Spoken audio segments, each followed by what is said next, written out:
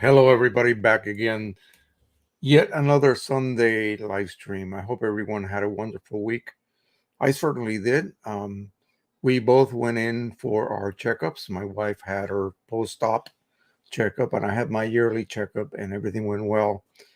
My doctor was very happy with my numbers and everything. So tomorrow I got to go in and do a fasting blood test and a couple of other things, get a flu shot, and then I believe we are free for the rest of the day, hopefully.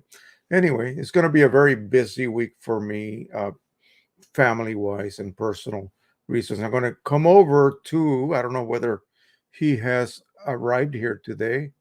Let me check to see. I'm going to be visiting my good friend Nathaniel Booth in Baltimore, and I'm going to take my X-Rite One, what is it, i1 Pro 2, the whole shebang with me. We're going to install the driver on his computer. He's got a P800 that he's running chipless, and we're going to go ahead and make some profiles. We are going to, of course, before that, calibrate his monitor the proper way, I hope, and see if we can tweak everything to the max in his situation. He is using the PC HD inks on that printer. And the only way you can get away with that, of course, is to go chipless. And I was asking earlier, I think last week, because people were commenting. These are people in outside the U.S. in Europe, XP 15,000, and they were using a sys unit. So I went to their website that pushes this sys unit and come to realize that, yeah, they're running the cartridges without chips. They're using chipless solution to render that printer chipless. And they're using that one because I believe the firmware is a little bit more trustworthy, if you will. It doesn't have installation problems, although it will fool you because the progress bar will go to like 99% and it will then freeze and freak you out like something went wrong. No, that's apparently normal. So it's not 100% foolproof method to render that chipless, that printer chipless. And for some reason, it's only with the 15,000 for whatever the reason that it gives you that kind of problem. And so basically you then reboot it and you're chipless at that point. So I am very tempted on getting one of those sys units for it because I would like to just print on it without having to worry about constantly refilling my OEM cartridges. Although Precision Colors has told me that the gasket that seals the cartridge onto the printhead, because remember, this printer, just like Canon Pro-100 and Pro-10 and 200 and 300, they do not have a stem that actually inserts into the cartridge and seals on an O-ring. It's a passive, it's like a kiss. And so as long as that gasket seals properly, you don't have any problems. But apparently he has experienced problems with the refillable cartridges. Now I don't know how reliable the equivalent cartridges for the sys unit that come. Basically, they're just cartridges. They call them dampers officially, but it's just a cartridge. And so those cartridges have to be able to seal and seal, I mean, constantly, not just well for the first 2 months and then, begin to have some banding problems due to, say, air infiltration in the printhead through a bad seal. You can also have leaks. So I'll have to check those out and see. Although these maybe not have that problem. They may not have that problem because of the way that they actually clip on when you install them.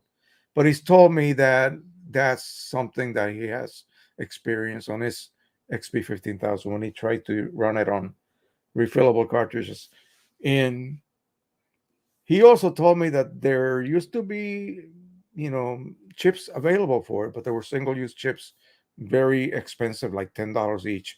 Not a really good idea. But anyway, no one is talking about chips when I see information about the sys unit. No one is talking about that. So we'll see. It'll be something interesting to add. Again, I keep in mind that, everybody asks me this all the time. When are you going to do a review on this printer? When are you going to do a review on that printer?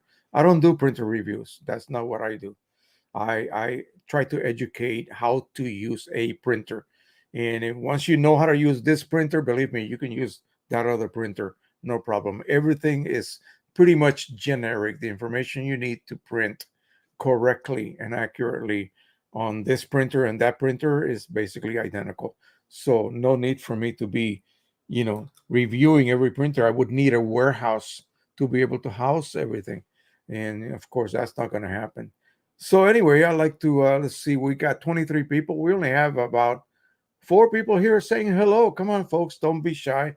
Jump in, tell me who you are, share it with everybody, not just me, everyone, who you are, where you're watching from, and what printers you either own or wish you could own, and any other subjects you might be interested in, and we can discuss that. This is how I get my ideas for when I get stuck with, not enough comments to, or not enough subjects to run in the 3 hours we, normally stay live. I rely on you guys to help me out and just ask questions. This is an opportunity for you. It's better than comment section on the YouTube channel. Believe me, it's better than commenting on the Facebook group. You got me here in front of you. So this is it. Take your, opportunity now, and we'll discuss whatever you want to discuss. If you want to come in live with me, if you have the ability to connect the camera or you have a built-in camera and mic on your computer, I'll post a link and you can jump right in and join us. All right, so let's say howdy to everyone. Donald Wingate is here. He is from the beautiful state of Georgia. Canon printers, Pro-10, Pro-100, and Pro-1000. Wow, he's got the whole sisterhood of printers there. Awesome. And boy, do I have some stuff to talk about the Pro-1000. That machine never fails to surprise me, whether it's bad or good. We'll talk about that a little bit later. Harold Goldberg. Oh, wait a minute. No. Rudy HALIMUN is here. Hello, Rudy. He's from Los Angeles. He's got a Pro-100, and of course, you know what he makes. He makes these devices here for us to be able to enjoy a very organized way to store our cartridges if we happen to have multiple sets. I am working on something, Rudy, and I will contact you. I will get everything I need in the next week or so. And so I will be contacting you. We'll connect live again and we'll discuss about what my idea. And this is something that you can actually create for us a lot easier than I am attempting to do it with. I got to use existing components. You have the ability to design and use 3D printing. So we'll talk about that. And by the way, I did manage. Remember, we talked about the one-way valve. Well, I modified that valve, and in two pulls, I filled this cartridge with water. Regular. I mean, it was perfect. One pull, second pull, done. And that was it. So I think at this point, we need to work on the component that holds the ink, because that's where the problem might lie in. But what I have planned will eliminate that, and I'll show it to you when I get it all set up. We'll set up a call and a video chat, and I'll show it to you. Harold Goldberg, sunny, cool Richmond. It's been cool up here too. Wonderful weather today. Pro-100 PCSE, Qimage Rick Johnson, Clean Carts, and Rudy's card holder. And I should have, let's see, Andrew from Qimage One went to England. He should be back possibly by this coming weekend. We'll see if we can line them both on so that they can be with us all at the same time. Boy, am I bright on that side. Let me see if I can tune that down a little bit. It's because of the incredible brightness coming into the door. Ah, that's much better. Look at that. All righty. Nathaniel Booth, always continuing to gain knowledge, inspiration from Jose. And that I'm going to be visiting you this Thursday. Okay, so should be a lot of fun. I took Jose's advice and I went chipless. Well, that was really the only reasonable choice with a P800. Those of you who have P800s, you need to consider that. You really do, because otherwise, whether you have access to large cartridges of OEM ink, in other words, for other Sure Color printers, but you still want to use a refillable set of cartridges, you have to go chipless. The new P800s that were the last released before the P900 was released did have a updated firmware that prevented you from literally using the decoder, the chip decoder board. It would not accept that anymore. They caught on. They knew those 30 sets of serial numbers that were embedded in that board. They canceled them, and so they rendered them nil. And so again, and you could not even use the so-called refillable cartridges, not even once. I could use it one time, and then I would have to go chipless if that's what I wanted to do. Right now, I'm still running the board because I never updated my firmware. I did once accidentally, and I was crossing my fingers that it wouldn't harm it, and it still recognized the board. And I actually did perform one reset, one global reset several months ago. And again, it shows you how little I use that printer. I need to, I'm going to be printing a panorama pretty soon, something for a miniature project that my wife and I are working on. And so I will be doing a triple shot of Nathan's Woods, and then we'll stitch it up and measure what I need to create, and finally put that printer to some use, especially with the roll adapter. But yeah, there would be no other way to use that with, I'm using OEM inks on it, by the way, from other cartridges. Which that's what I mean. They won't even allow you to do that.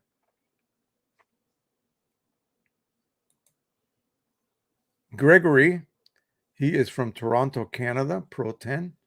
So you guys that live in Toronto, you know that Precisioncolors is located in that same province, I guess you call it. Henry Stoffel, Chile, Medford, Massachusetts, user of EPSON P800, OEM inks, and Qimage Ultimate 2022, 106. We're up to 106 already? I better update. I might do that live. I'll show you guys how to update.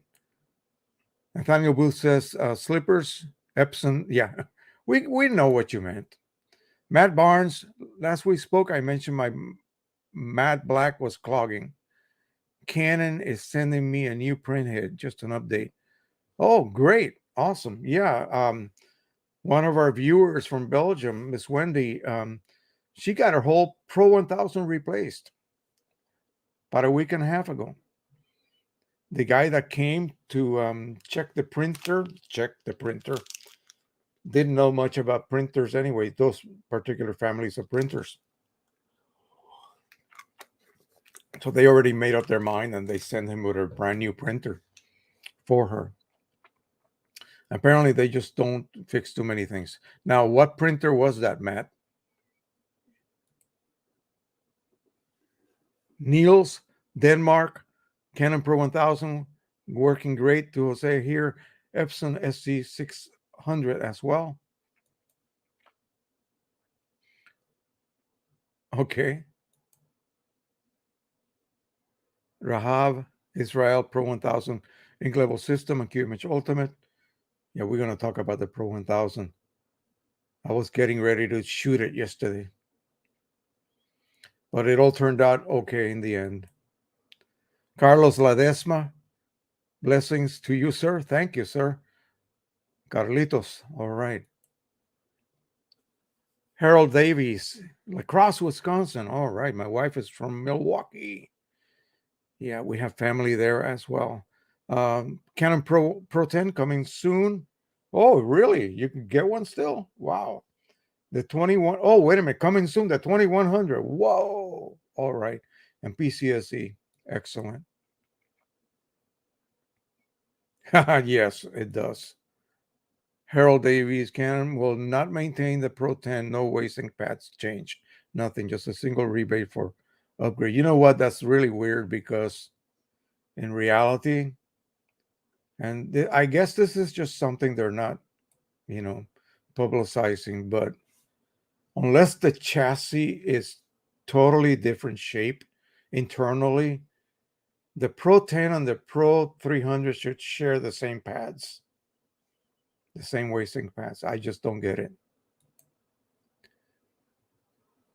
Ah, not a problem, my friend. We'll see you. Sometimes problem with Qimage Ultra, you mean Ultimate, imported does not center the equal margins on the sides of portrait mode.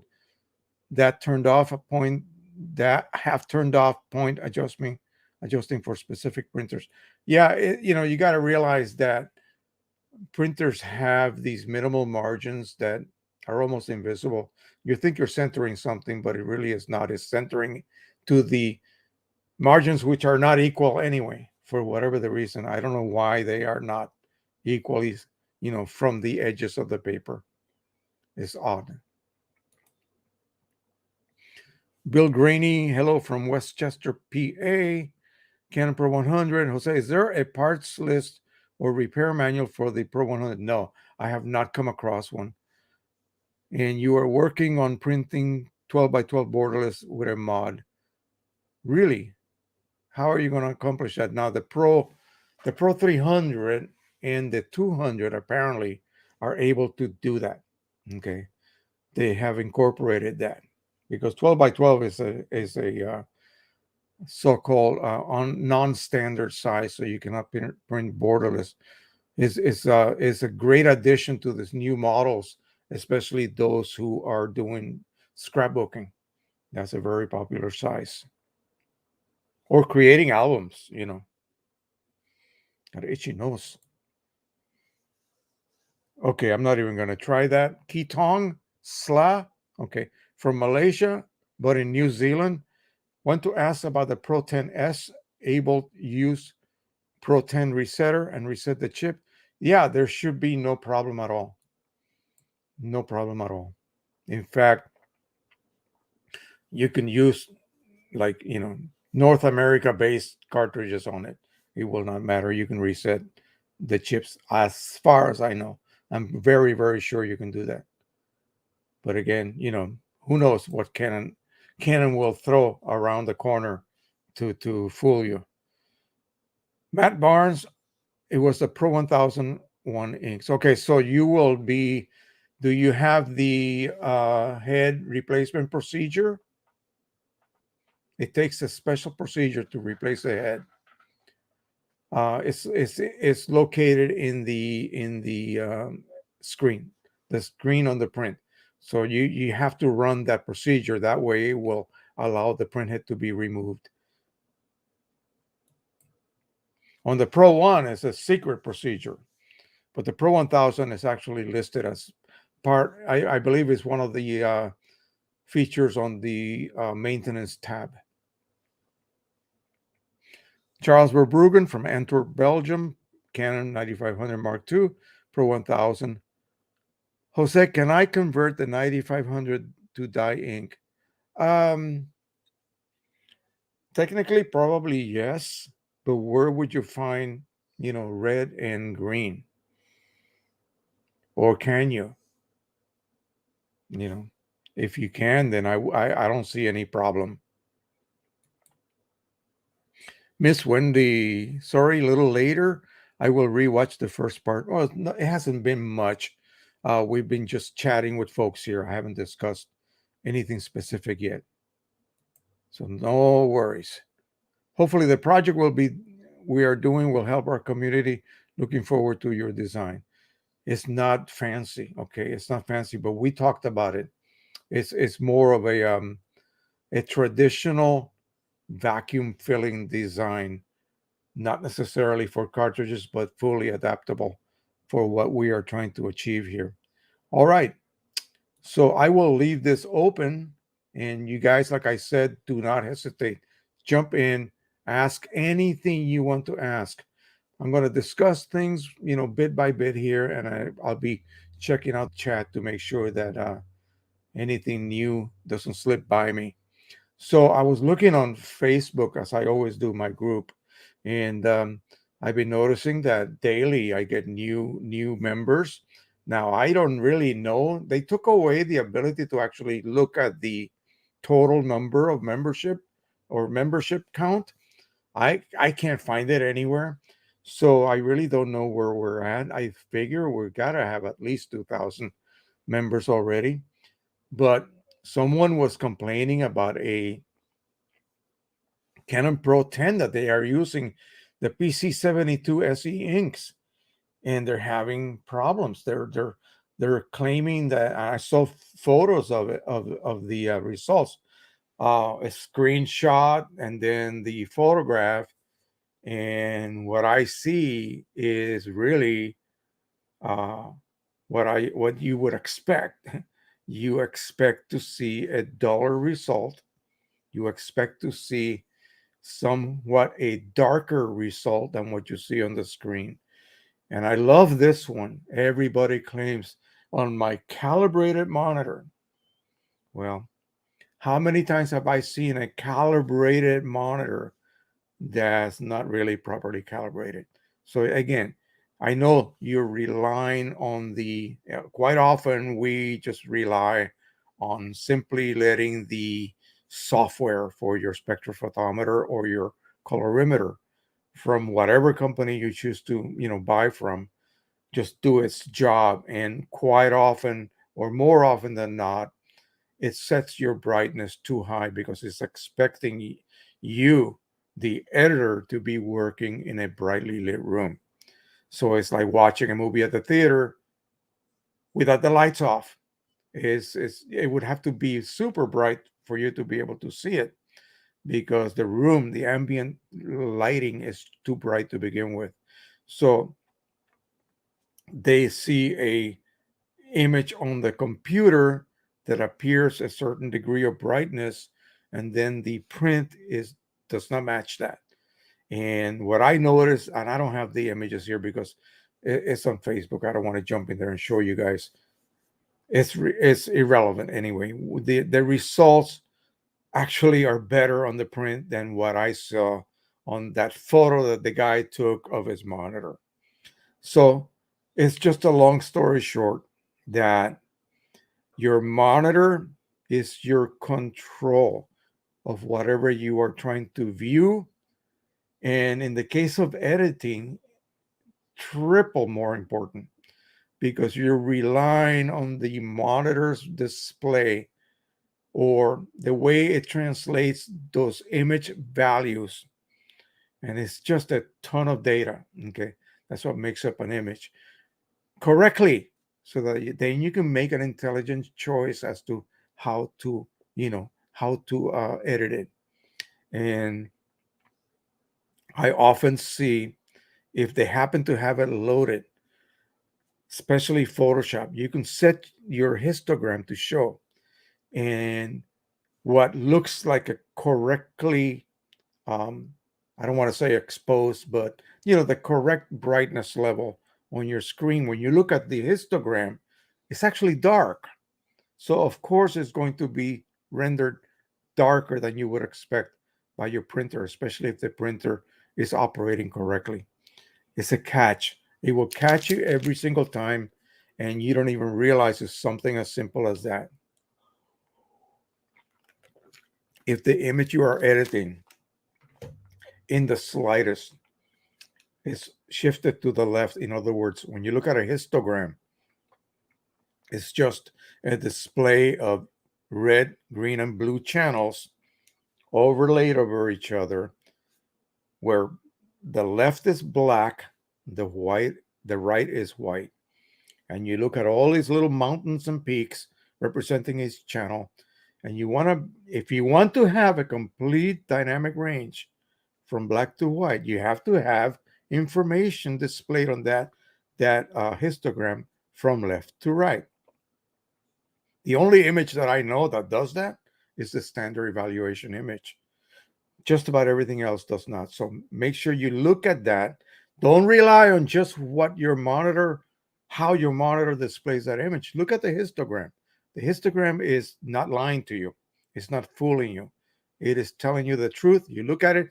If the majority of your tones are shifted to the left, the image is too dark. If the image is meant to be dark, then maybe that's correct. Okay. But when I edit, I like to set a white point and a black point, just under white and just above black. And so I better see something at the whitest point, and I better see something at the blackest point, and then the majority of my tonal range can sit somewhere along that left to right region. If I have a high key image, obviously most of my tones will be on the brighter side, on the lighter side of the histogram. If I have a mid-range tone image like the standard image, everything's going to be even. Or it might be, there's no darks, there's no really super lights, everything's kind of in the mid-range. Then you will see the majority of tones on the middle.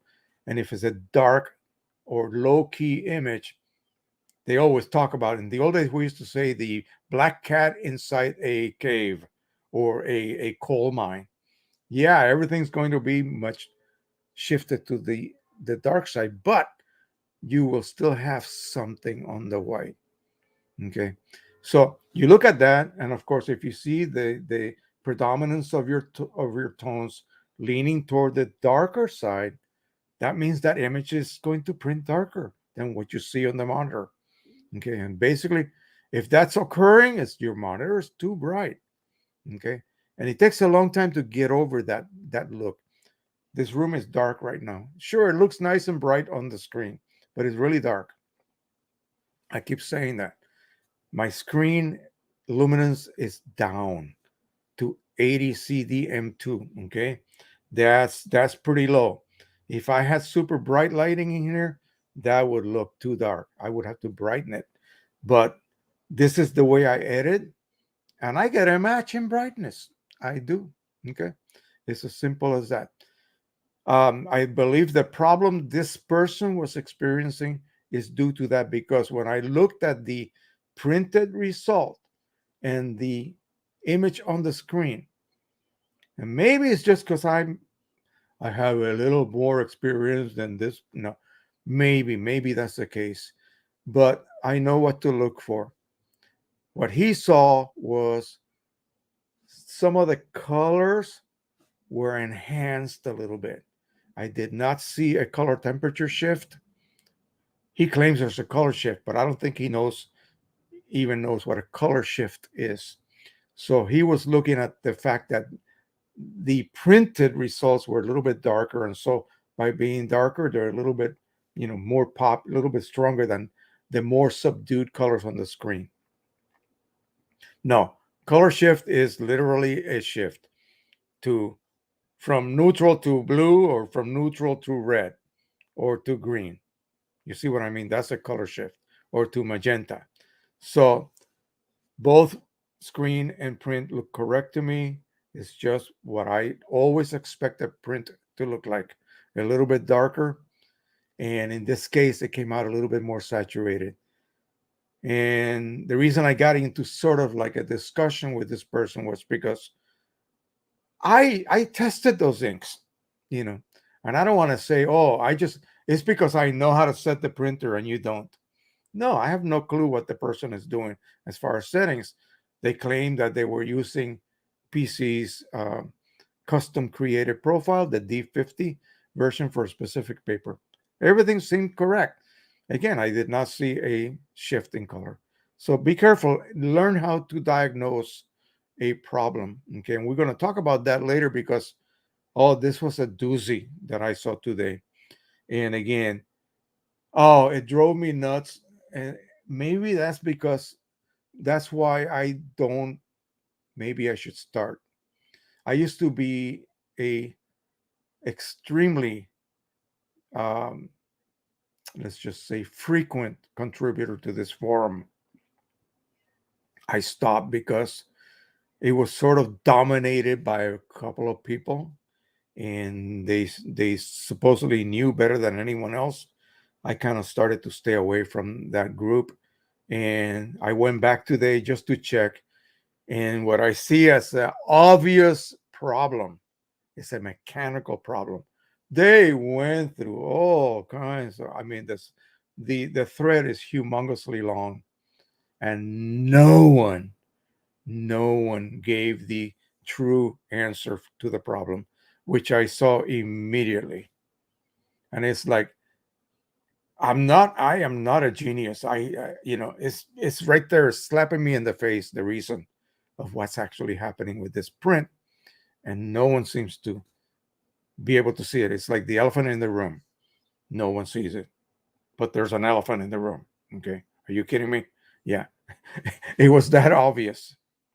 All right. Let me go ahead and see if there's anything else here since we began talking. We got, let's see.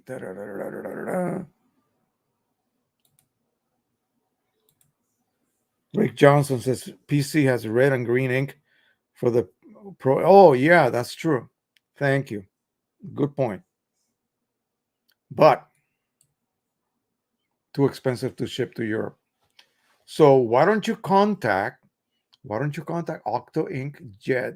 No, octoink.co.uk. Talk to Martin. He services that older printer. You should be able to buy those inks and then use them on the 9500. Did the 9500 use? Let me see. Oh, I have a printhead here for it, but it really does not. It doesn't have an indication inside. This is a 9500 Mark II printhead. But yeah, I believe that it did use green and red. So yeah, you can use the 9000. Although, wait a minute, wait, not so fast. The 9000 was how many colors? 8, like the Pro 100. But again, you should be able to put together an ink set. Yeah, I don't think it'll be a problem. Bill Graney says I create 12 by 12 image on the upper left of a 13 by 19, and yeah, border. Then feeding, but feeding as borderless 13 by 19, but feeding 12 by 12 using a kludge to stabilize the right side of the paper. It works well. Excuse me, I see. octoink.co.uk. Yeah, I'll put it down here at the bottom.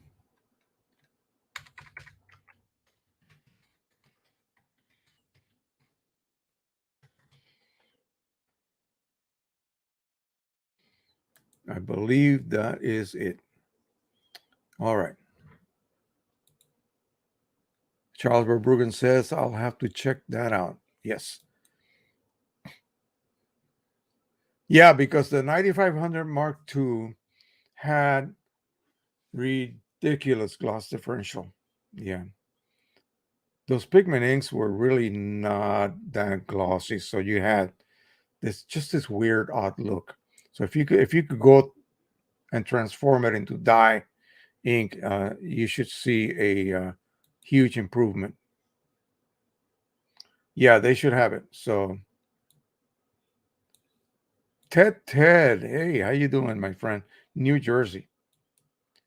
Frank Collins, Mike Lee's ICC profiles for the Pro 200, Pro Canon Pro Luster LU 101 in the description refer to D50 and D65 and so on. Does that mean? Yeah, that means what you're going to be illuminating your prints with. Okay, so If I go to a room full of greenish fluorescent lights, my prints will not look correct. Okay, especially with dye inks, they suffer from metamerism, which is they shift colors depending on the light temperature. Pigment inks, not so much, but dye inks, yes. That's why he goes to the extra effort of producing, I think, like 4 different versions of each profile. Yeah, check it out and see. If you need to contact Martin, do so. He should be able to help you out. He's a great guy. Robert, California. Wow, what a name. I just ordered and modified the setup and set up my PC Inks Magnificent Pro 100. I'm going to show you guys. Very graphically, okay, the difference between OEM Pro 100 and PC SE, okay, PC 42 SE. Oh, CLI, yeah, CLI 42. Yeah. All right, so that is the website right there. Check it out. They also sell the serial numbers that you need to reset a variety of EPSON printers that are resettable for your internal waste ink pads. And I believe they're going to be at some point. I know there's going to be some Canon printers included to that. So keep an eye out for that. I certainly will. If I find out anything, I will let you guys know. Henry Stoffel, Adobe just updated Photoshop version 23, Lightroom Classic V11. Yeah, I am up on all of those because I'm a subscriber. So I got everything all set up. Edwin Pro 300 and says hello. All right. Let's go ahead and continue on. Again, don't stop, folks. Continue adding comments and questions, please. So someone is experiencing problems with their cartridges, and specifically these. So Pro 10.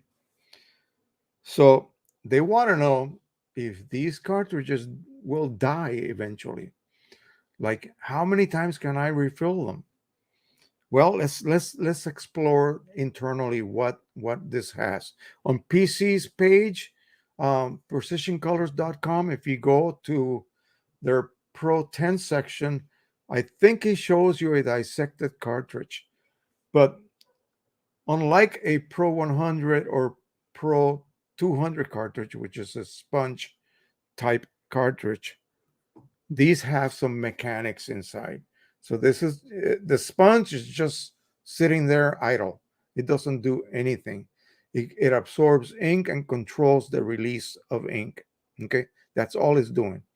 It is saturated with ink constantly and releases ink at a specific rate. The same thing happens here. This is kind of a pseudo pressurized cartridge, and I believe it works on slight negative pressure, okay, which is created by the printhead and controlled by that internal diaphragm. You see that looks like a face looking at you? That's a diaphragm, spring loaded, and it is attached to a pleated ink bladder or bag. And so in the case of these, since there is something mechanical inside and internally, I don't know if you can hear that. Probably cannot. There is a little paddle inside the bag. When the print head is moving back and forth as it is printing, that paddle does this inside the ink bag, like a little oar on a boat. And that keeps that ink suspended as you print. So for instance, if you were to, not use your Pro 10 for a while, it may run a slight agitation pre-print cycle, or you can go, I believe you can go on the driver, and there's something about ink maintaining your ink density or something like that is called, and all it's doing is just going to run the printhead back and forth without printing. It's just going to agitate those inks. Here's a critical point: that chip, and how you reset that chip will determine whether that cartridge dies on you or not prematurely. So, nothing else. The way you refill that cartridge is so passive anyway that there's really no stress involved. Okay, you're stressing your CLI-42s a lot more. Okay, it's just a dribble method. You just dribble ink until it weighs 32 grams, and that's it. You put the clip on it, you've already reset it. Now, resetting is the critical point here, and that could either let that chip last through, I don't know how many resets you can do on a chip, to tell you the truth. No one really knows, but I don't think it's unlimited. Okay, there is a limit to the number of times you can reset. It's just that if you're like me, who has several sets of cartridges filled at all times, you may never reach that number that will then render that chip unresettable anymore. So I don't know how many it is, how many resets there are. But anyway, if you jiggle the cartridge on the resetter so that it's not really contacting all of the pins properly and so forth, and you have to reposition and you get maybe a reset error, yeah, all of these things can add up to fry your chip. And it's a simple matter of just getting another cartridge. You just buy another cartridge and start all over again, basically. But to answer the question whether the cartridge will wear out, probably not. Probably not. What can wear out? Well, there's no O-ring. It's just a little passive surface that seals against a little silicone round gasket on the print head. Nothing really to wear out there, unless you literally, sandpaper it. Yeah. With these, the same thing. You have a contact area that seals against a matching gasket, such as these. You see that on the bottom? So, yeah, I mean, theoretically, everything can wear out, but if you get 50 resets and you have 2 sets, that's 100 refills. That's probably more than your printer will ever last. I don't know, maybe, who knows? So, not to worry. You just got to be careful with your resetting process. That's what will fry that chip.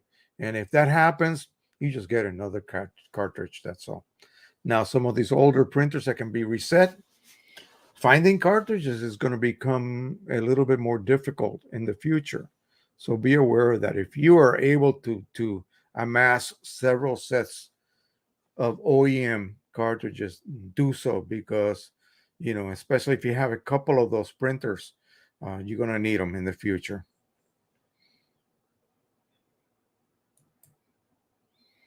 Miner's Cat, best wishes and health to Jose. Thank you so much, man. Jolly Snyder, we got 34 folks right here right now.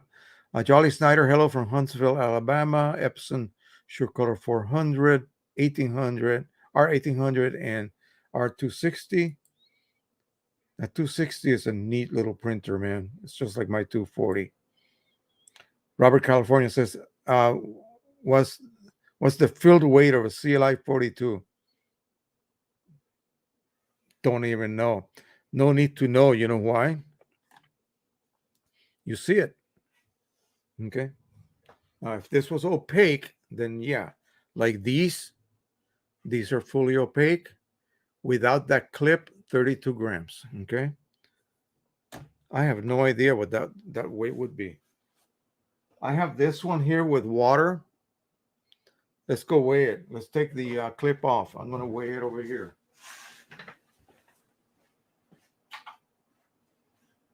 We'll remove the clip. 28 grams. 28 grams, it'll probably be 28 and a half. It'll be 20, 27 and a half. Somewhere around that neighborhood, you'll be at a condition where you see how the water is not touching the top yet. Okay, that's about correct right there. And the reason this looks off color is because this used to be filled with black ink, and I flushed the hell out of it without removing the ball, folks. Okay, so I just filled this with water to practice, refilling these by vacuum method. I have a whole set that I already pre-filled.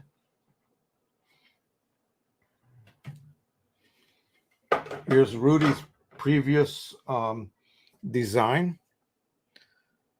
for a holder. I guess you could stack these on top of each other, but they're not going to snap together like the other system. And he's going to improve on this. I'm getting the improved version of this, by the way. So, he's never satisfied, just like Precisioncolors guy. They're constantly improving. And so I welcome that. So here we go. That's what this is going to look like with everything attached. Again, awesome little product. And these all weigh about the same weight I just demonstrated earlier. Let me put this back. They're still here because I'm still using the current set of inks in the my working Pro 100, which, by the way, is over 8 years old already. Okay, over 8 years old, which is kind of amazing when you think about it.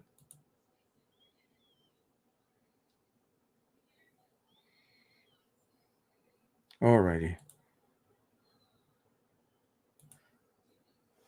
Greetings from rainy, windy Oregon. And he's got a P800. Awesome.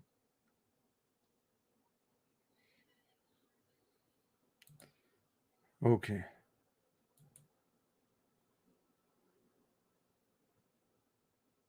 My mistake pressed on the weather report tab, and I had it in front of me. I had to get rid of it.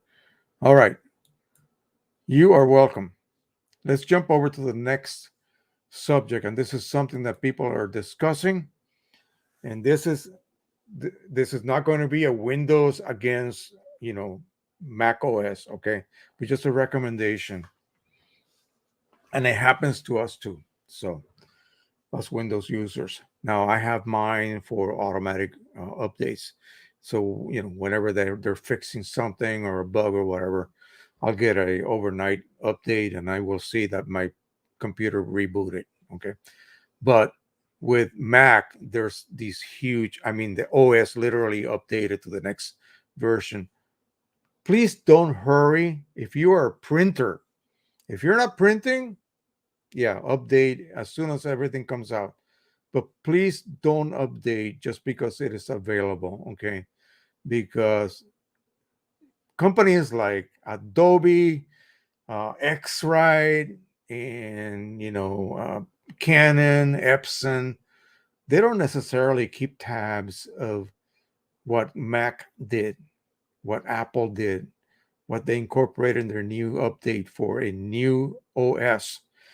Big Sur and Canon Professional Print Layout and Print Studio Pro problems. Okay. These plugins are not working with Big Sur. Now, another one. Let me see. Somebody decided, well, let me go ahead and contact. Hold on a second. They contacted Canon. Apparently, these two plugins are just simply not working. So for those, this is their statement. For those who are interested, I called Canon today about this. And then quotes. Apparently, they are aware of the problem related to the latest update, Big Sur 11.6. They are working on it. You see, there might be a solution somewhere next week. Fingers crossed. There might be a solution. Now, I think there's some discriminatory things going on. Get that word correct. Where Windows seems to have a better relationship with these companies. I don't know what it is. It's got to be something, because um, before some update occurs, somehow, eh, and again, I have ancient printers running right now with ancient drivers that seem to work fine with the current Windows 10. Why can't that occur for you Mac users? Why? What is the problem? Who's causing the problem? That all of a sudden a driver doesn't work because you upgraded or updated your OS. That should not be happening. A plugin, Adobe, giant company, wake up. Hey, Mac just updated their OS. Get with it. X-Rite, wake up. Mac just updated their OS. Get with it. It happens with Windows too, where they know very well an update occurred, and they should have been, long before that update was released, they should have been working on that. Again, hopefully that will work out for the best. But again, it's just something that is just annoying, and I don't understand why it happens. Just simply annoying. Either you're, you all of a sudden realize that your ICC profiles are no longer there where they should be. What? Windows hides those damn things deep into the Windows folder. I know where they live, but I always keep copies of those profiles in a separate folder, just in case. And if ever they disappear, I know how to reinstall them. It's a matter of simply copying them back, or right-click install, or just double-click on it, and it installs them back in the folder, where they used to live, in case of a disappearance due to an update of the OS. It's crazy. That should not happen.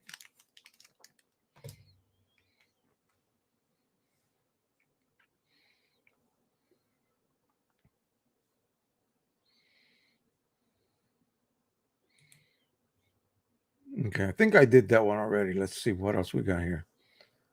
Huntsville, Alabama. What's the weight? Yep, we know what that is now. About 28.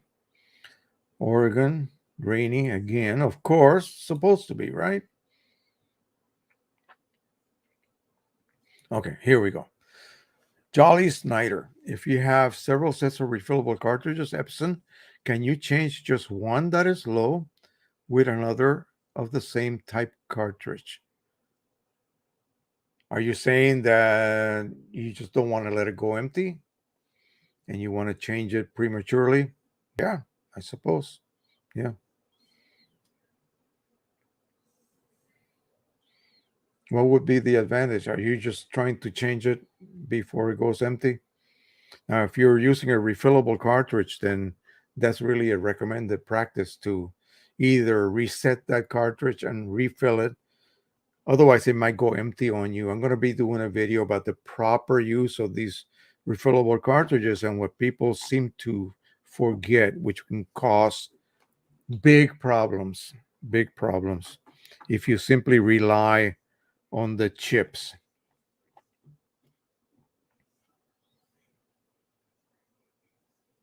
So Jolly, please give me a little bit more detail as to what you're after here, because either way it would work. I mean, you could do it either way. Dirk Collard from Bruges, Belgium, printing on a Pro 2100 with Ink Owl inks. And again, since he's in Belgium and he can get Ink Owl, that might be another company to consider if you're overseas. As you know, Precisioncolors, just being a single man company, he just cannot do that. It's too much, especially since he's using a very specific shipping system out of Canada that kind of caters to the U.S. Lars J. There's no issues with Big Sur 11 on on Mac works fine with yeah, it's not the Canon printer, is the plugins, the Adobe plugins, okay, that allow you to print from Adobe products.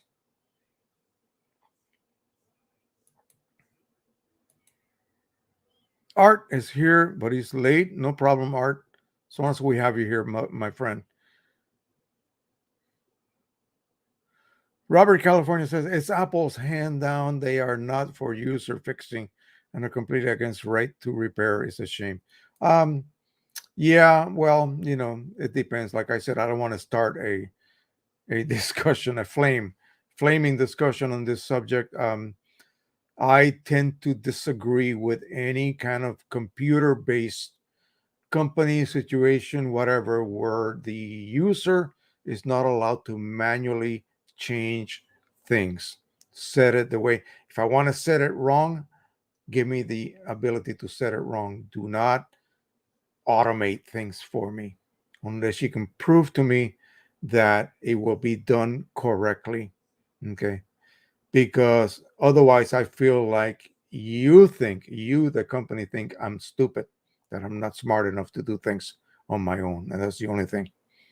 That the fact that phrase, it just works, well, sometimes it just doesn't. Okay. It just simply doesn't. Anyway, we'll leave it at that. I'm going to go over to Facebook. Let me put that over here because I want to show you the photo that I saw today.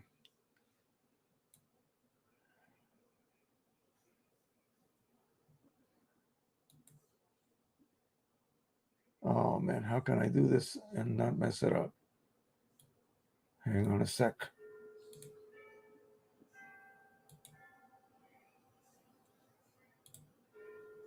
Okay, we'll just leave it like this for now.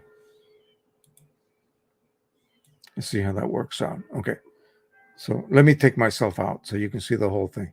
So you see this photo, and notice right on the upper left, there's a smudge. Okay, and what happened to the edge? Look at that. So I am not going to show you the comments because you'll see names and such. I'm going to keep it right here. And so clearly what's happening, this is a shadow, the person shooting the photograph. So it's not part of the image, it's just a shadow. So they went on with, nozzle checks, do this, do that, da da da da da. And I immediately realized what that is. The paper shifted during transport. Okay. And it will always shift during transfer. When? At the end, at the very end, when the edges, that last inch is literally almost not supported, is being pushed along by those little rubber rollers, and that is it. So if anything causes it to shift, right here, it got struck by the printhead, as you can see, is due to paper curl. Look at this edge right here curling right now. This edge is curling, that edge is curling, this edge is extremely curled. It got hit by the printhead as he was printing. Look at a problem print. I could see a face right here. Look at that. Eyes, nose. Maybe it's pareidolia playing a trick on me. But yeah. Anyway, so learn how to diagnose. Okay. That will prevent you from, all of this wild goose chases. And this is what went on here. Okay. They went for, hours probably back and forth, giving this and that reason for this and that. You can see that paper is curled, folks, right there. That is a reflection. That is obviously, this is a shiny paper. It is so curled that it's a reflection of light because of the curliness. Okay. So this is due to a piece of paper that, as it was emerging, was not properly supported. Let me go back to me. I'll show you what that means. I will try to simulate this physically here. Hopefully I can do this. Now, let me just get a print, any print.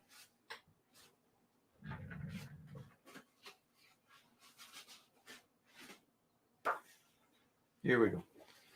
My little fishy. So, paper that is this flexible.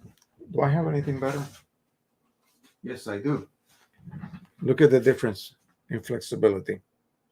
Okay, so this is your common luster paper from Canon, Pro Luster. Very lightweight in comparison to a double coated. They literally coated on both sides. You see the shine? And there's the printable side. Both sides are printable. It's just that this may have some roller marks from the coating process. And they do the dual coating to keep this paper as flat as possible. Now, because this surface is the one that became wet with ink, when it dries, it will turn to counter curl toward that. All you got to do is this, just a little bit of a, counter curling in the opposite direction, and it will remain nice and flat. That will not happen with this one. Okay, so as it is emerging and you're not supporting the paper, and remember that, and look at your very own printer. This is kind of a design flaw. I don't know why they do it, but I have 17 active printers, and they all have this design problem, I call it. The exit tray surface does not match the level as when the paper first emerges out of the front rollers. It causes the paper to drop a little bit. And when it reaches, while it is still being supported, say midway, not a problem. It can drop all at once. It's not going to affect it. But when it reaches the very end, that last inch, where there's nothing more back here being supported, it will cause it to tilt up. That drop of an inch or so will cause that edge to go up, get struck. If it gets struck hard enough, it will cause a shift in angle. And that's what caused that problem. Simple. That's the reason. How to solve this? I have to come up with all kinds of ways to do that. So these printers, they finally learned. And as the paper comes out, let me put this paper, this very flexible paper here. You see that? The leading edge does not drop because this tray has support right here. Okay. The other printers, everything that I have currently in the back, the fancy ones, the ones that should not have that problem, have that problem. They do not have this upper support area here. So the paper will slant down. What I have to do literally is put a box of paper right there. I got to figure out what will be the thickness of whatever I put in there to help that paper to come out and remain nice and level, so that when the last inch is left, there's no what would be a levering of the paper edge up because of the exiting paper's weight causing that seesaw effect to take place. That will cause a head strike, period. Okay. And you will see that problem. And worse, if you get struck really hard, the paper will shift and you get that misalignment, if you will. Simple. I don't understand why they couldn't see that like that. I need to go back and I need to address that. But I just saw it just before we started here.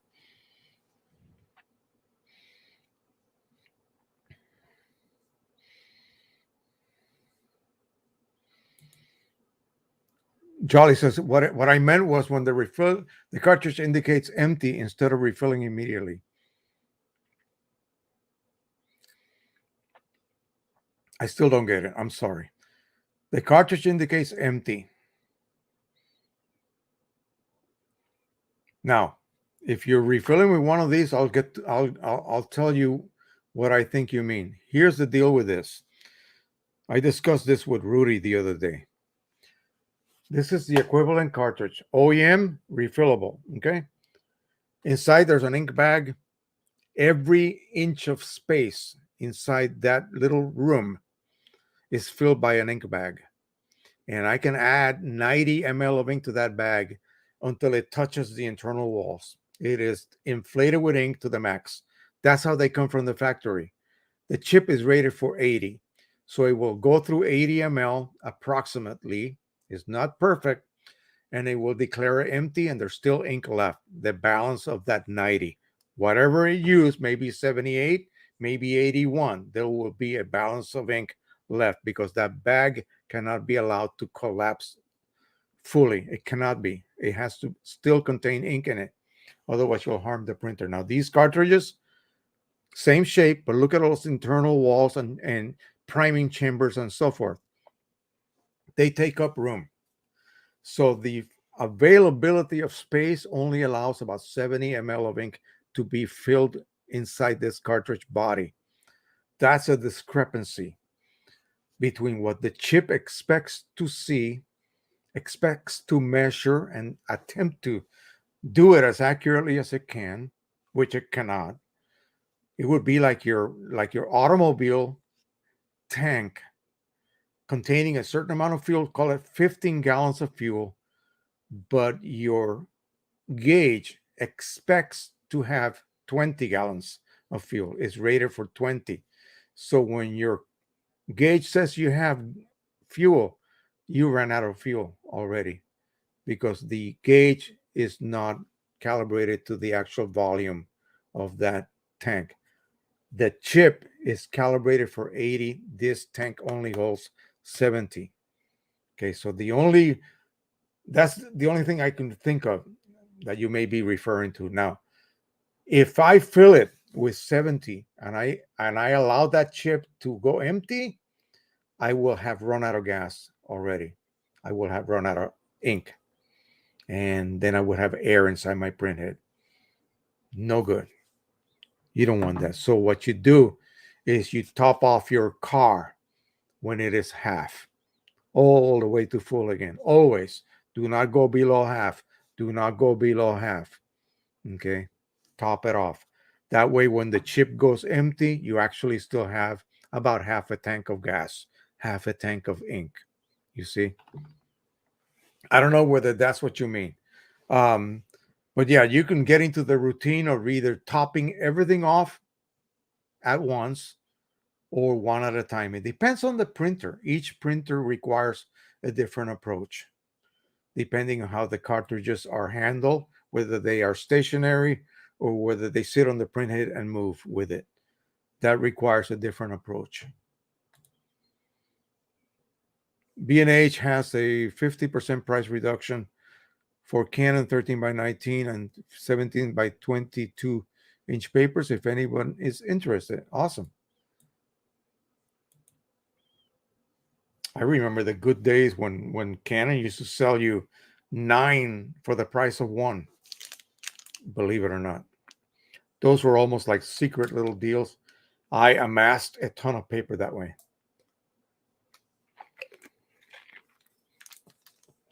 Uh-oh. Art is saying that the like strain is not working today. I think people just kind of sit down in awe. Don't do that. Hit that like button so that we can move on, move forward.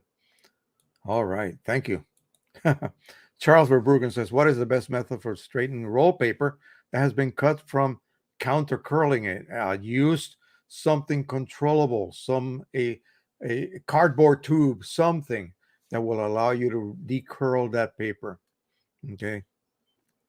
You don't want to do it by hand like I just did because you could end up kinking it or something. You may end up with a very uneven counter curl. You don't want to do that. Use something that is perfectly round and figure out what diameter do you need to properly decurl.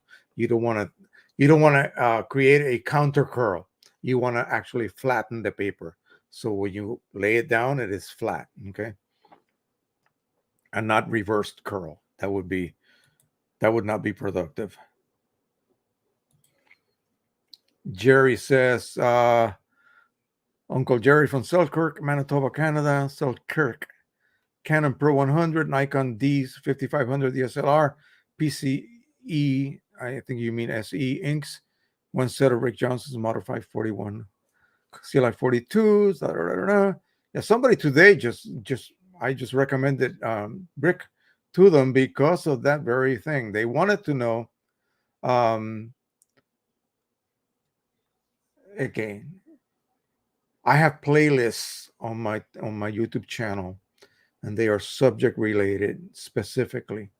So the videos that are found inside that playlist are specific to many subjects, over 60 of them. Look, the CLI-42 modification, if you want to learn how to do this process. I think it was a female, no pun, I mean, no intention of, but she was a little bit overwhelmed by what she would have to do to convert her Pro 100 to refillable. So I recommended that she watch the videos, and if she feels that she can then do that process to continue doing that, or just buy the cartridges already processed. Really, that is the easiest way to go. Just get them from Rick Johnson, already modified, flushed with the correct plugs, the correct clips, everything ready for you to just simply add ink to reset and add ink to. So I connected her with Precisioncolors and Rick Johnson. So yeah, it's a simple process, but if you can start with 8 cartridges already prepped for you, ready to go, that's several headaches you don't have to deal with. We're going to come up with the refilling of the original OEM untampered cartridges as well, and that might be a little bit more involved per se, but it will allow you to refill your cartridges to almost factory standards. So that should be very nice to have, another option to have.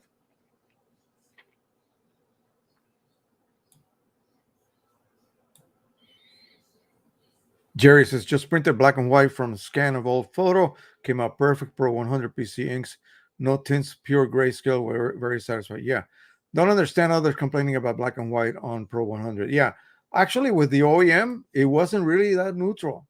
It really wasn't. You have to create a custom profile to get that perfect, visually speaking, that is neutrality. It seemed to have like the slightest tinge of green. And so with PCSE, that's gone. That's no longer the case. Hey, man, no problem at all. No problem at all. As long as you have those cartridges available, continue doing. Just keep cranking them out. That's what people, that's what I would do if I was not wanting to deal with the hassles of processing. I get them from you.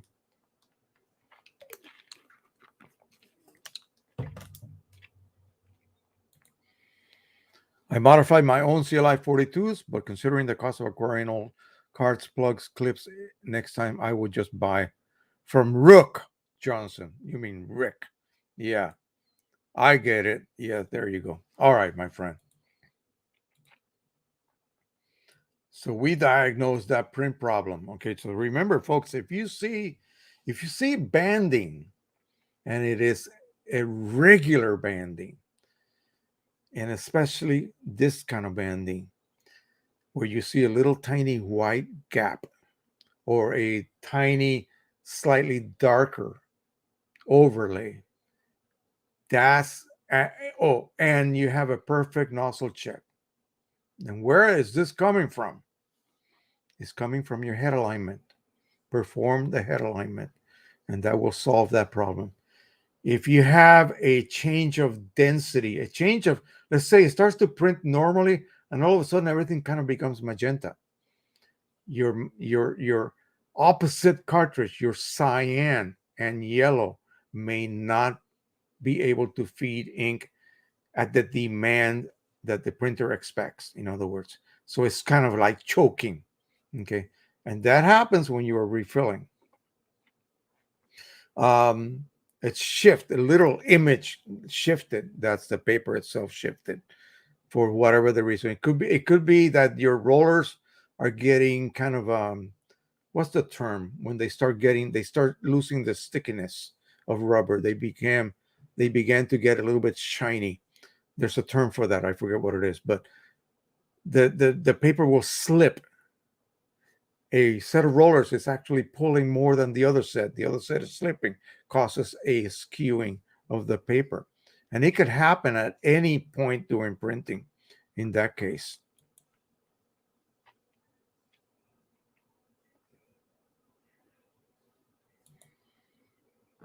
Jack Coos. Hello, Jose. I recently got a Pro 1000. It's been working out great. Prints come out so nice. Thank you for all the useful information that I have learned a lot from you. All right. Yeah, that is, when the Pro 1000 works, it is the best. The Pro 1, oh my God, I wanted to kill it yesterday. I was doing some work down here before, trying to set up with some of these topics. And I decided, let me go ahead and I haven't run these for a while. Let me go ahead and run some of these printers. And right now I have Qimage activated. I should have done that days ago to do the daily purge print. So I'll talk about that in a little bit. Let me see what else I got here. Oh, let's do something fun. This is what everybody wants to know about. Let me get this thing set up correctly. So, yeah, I should be able to do this. There is a site. It is called, let me go ahead and put it on home. I'm going to put the URL on the chat. Okay, you all see it on the bottom? So this is what it is. This is a 3D or 3D color space viewer for ICC profiles. They have a login there, but I don't even know how to become a member. I don't think you need it. I think it's totally free. I tried to look on About, but I could not find anything pertaining to how to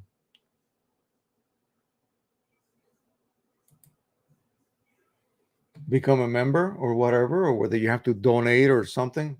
Couldn't find it. So basically what it's showing you, of course, is, and I'm going to show you a photo on top of that one.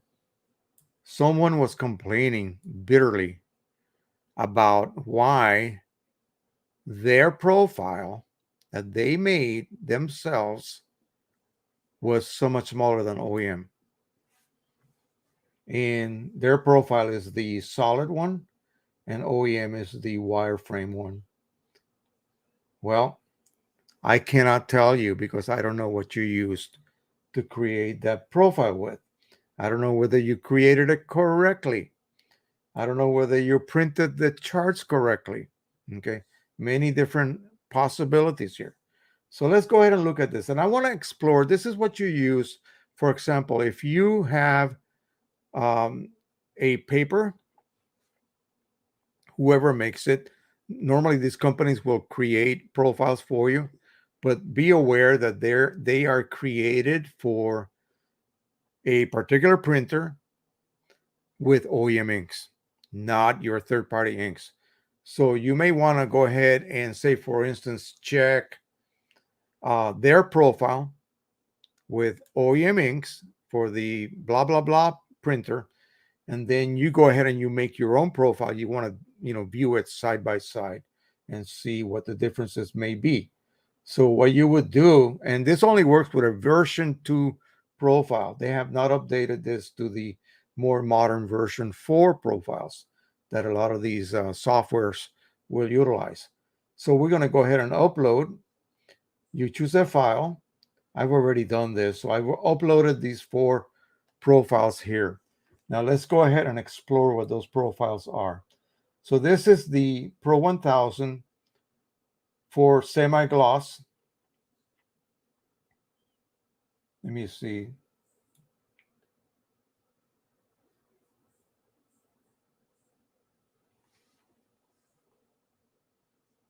Yeah.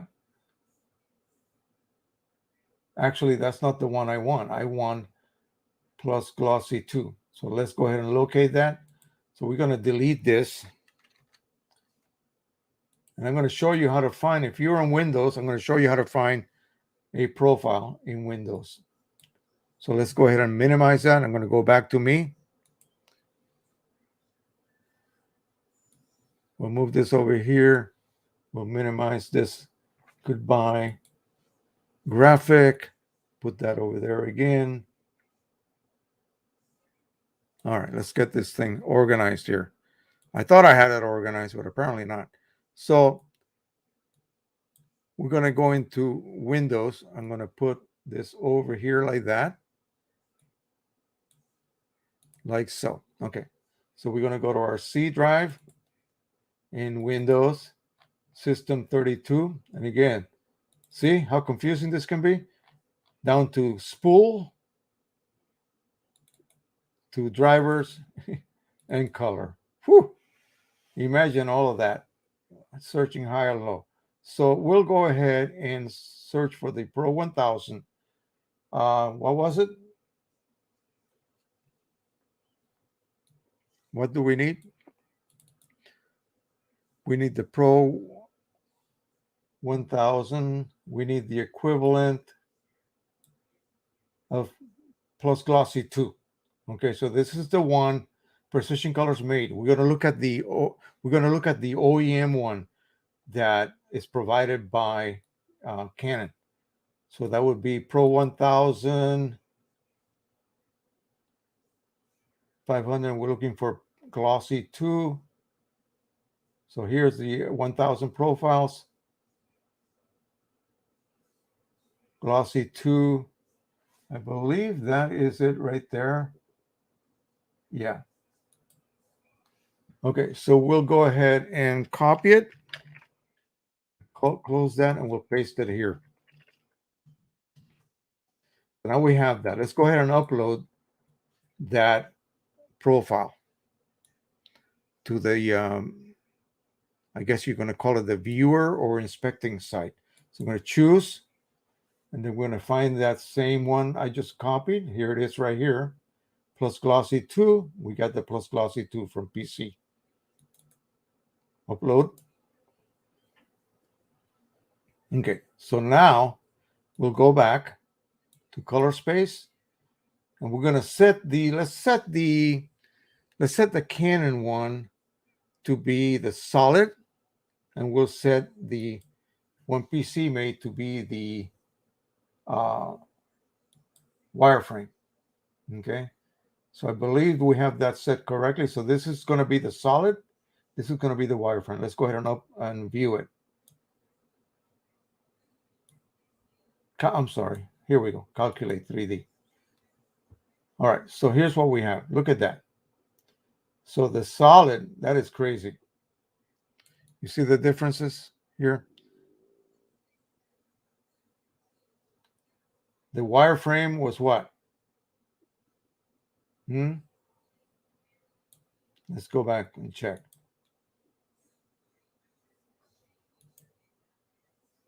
D50. Do I have the right profiles here? Jeez, now I'm confused. Yeah.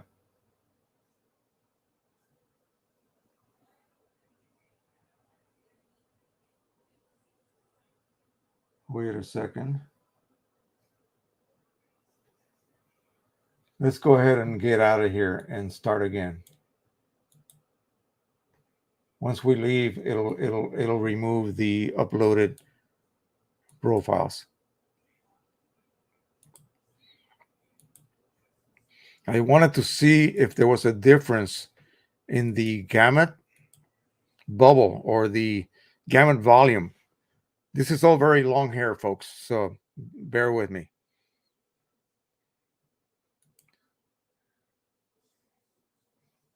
So we're going to open up that site again.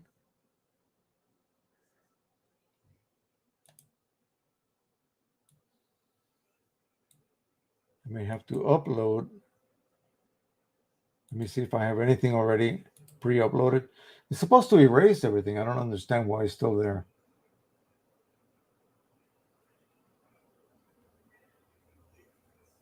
I don't know why I have semi-gloss listed. I don't need that one.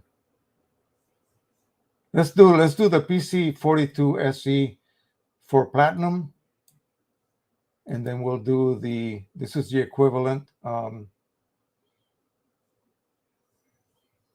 platinum as well. This is the Canon one. So they have a special code. Okay, they don't list their profiles by actual name. They only list them as code, and when you view them on your editing application before you print, then you can see what they are, but they don't normally view them that way. So here we go. Yeah, this is more like it. I think I had mismatched with the others. So here is the wireframe, is the PC profile. Okay, so you see it extends a little bit beyond the OEM one in this region, this color region, and actually extends beyond right there in that area there. It seems to be inside in all the other regions except maybe here. Only where you see the wireframe extending beyond means that it has a little bit of extra gamut in those regions. Okay, let's go ahead and move it. We're going to put the Canon one here, and we'll do the Platinum one as wireframe. And now you can see, look at that. So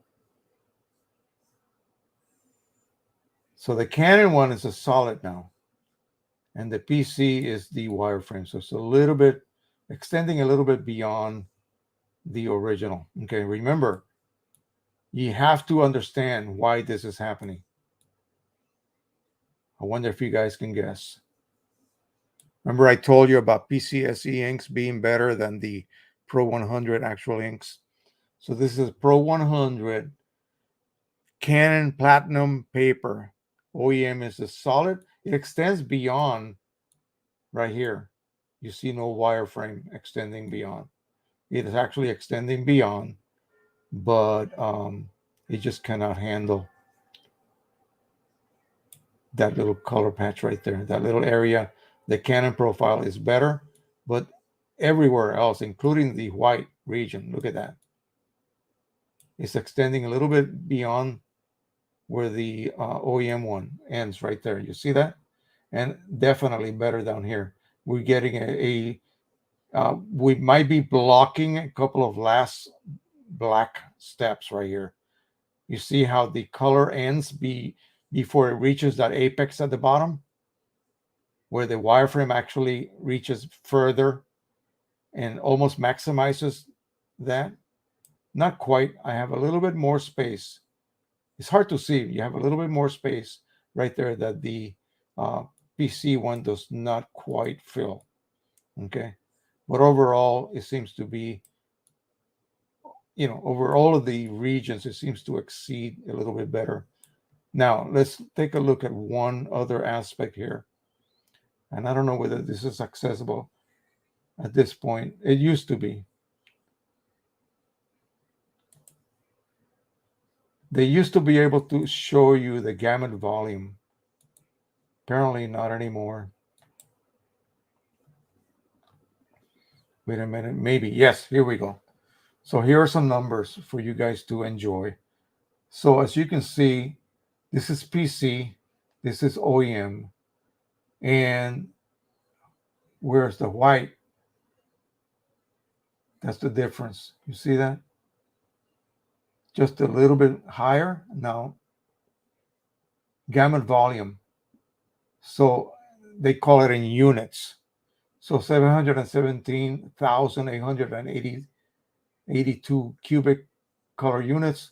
PC is 863,052 cubic units. So it actually, because when you look at this, it's such an even increase in gamut. You see that?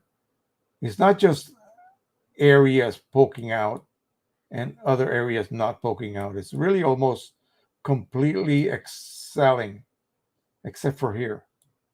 So that is a good indication of how good those PCSE 42 SE inks are. And the only sad thing is that it wasn't able to really improve on the earlier, not the new version, the Pro 200. He's not been able to increase that quality.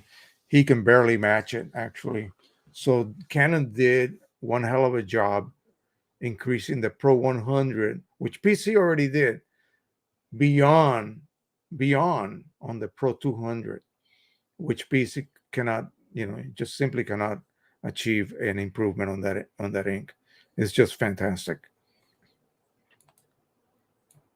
Now, in order for you to view profiles like back to back like that, say for instance you are creating a profile for a paper that already has a profile for it created by either the paper manufacturer or Canon or Epson. You have to then you must make it so that it is in version 2. Otherwise, you can't view it under that particular software. It's not really software. It's just a website that you can access. Let me see if I can give you guys an idea of what to look for when you're trying to create a profile in V2 mode.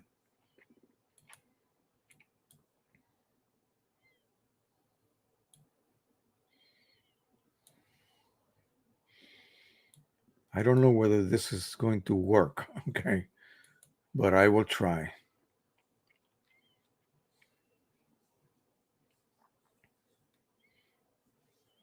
Yeah, I don't think it's going to allow me to do that.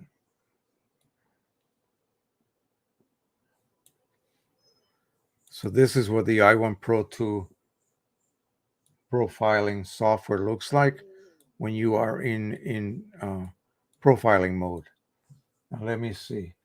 I'm looking for some kind of a area where I can actually change the type of profile, because it seems to be defaulted to the version 4. When you make a version 4 profile and you try to upload it to that site, it will reject it. But anyway, as you see here, just as a quick rundown, let me go back to home. So you see that it has recognized my profiler. It's a i1 Pro 2. You have many choices that you can actually use on this particular software. Let's see. Maybe there's something here I can access. Probably. Reset device. No. There is no option for me to registration. Yeah. There's no way that I can actually I have to explore that a little bit closer. So you would pick a printer or a projector or your display or a scanner even, and calibrate it so that that scanner produces a correct rendition of what you're scanning. So let's go ahead and click on the printer calibration. You're going to pick a printer here. Let's just pick any printer.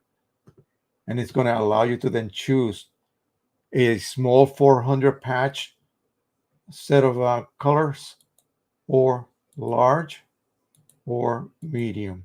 So this one might require a couple of sheets, and this one requires 3 sheets, which is the one that I use. And so you can then go ahead and print those. Some people think that the printer will automatically be set to no color management. No such thing. You have to still set it manually, folks. So say the P800. So you would then, I don't want to print it, no. So you would then have to, before that, you would have to go in and set your oh, I need a maintenance cartridge. Anyway, you would have to set that printer to no color management, because the patches that are printed need to be printed with absolutely no control from the printer as far as color management goes. So you would go ahead and print that, or you can save these as a TIFF file and then print them, say, with using Qimage, which has a pretty much the perfect way to print these units. Let's go back to print. We're going to go ahead and click on preferences. We'll pick on the art. So the P800 preferences. I'll show you what I mean by the no color management. So here you would have to go to mode. No, sorry. It's been a while. Here we go. I have it set to advanced black and white. Color mode. And now off no color management. Right there like that. Okay. No color adjustment. And then you could go ahead and click OK and go ahead and print. And then the charts that are produced will be printed correctly. You allow them to dry. And then you go over to the next section, calibrate your device. The device is sitting on a calibration surface. It's a gadget that has a ceramic disc, and now it's calibrated. It will calibrate the color temperature of the light that uses to then light each of those patches to a correct setting.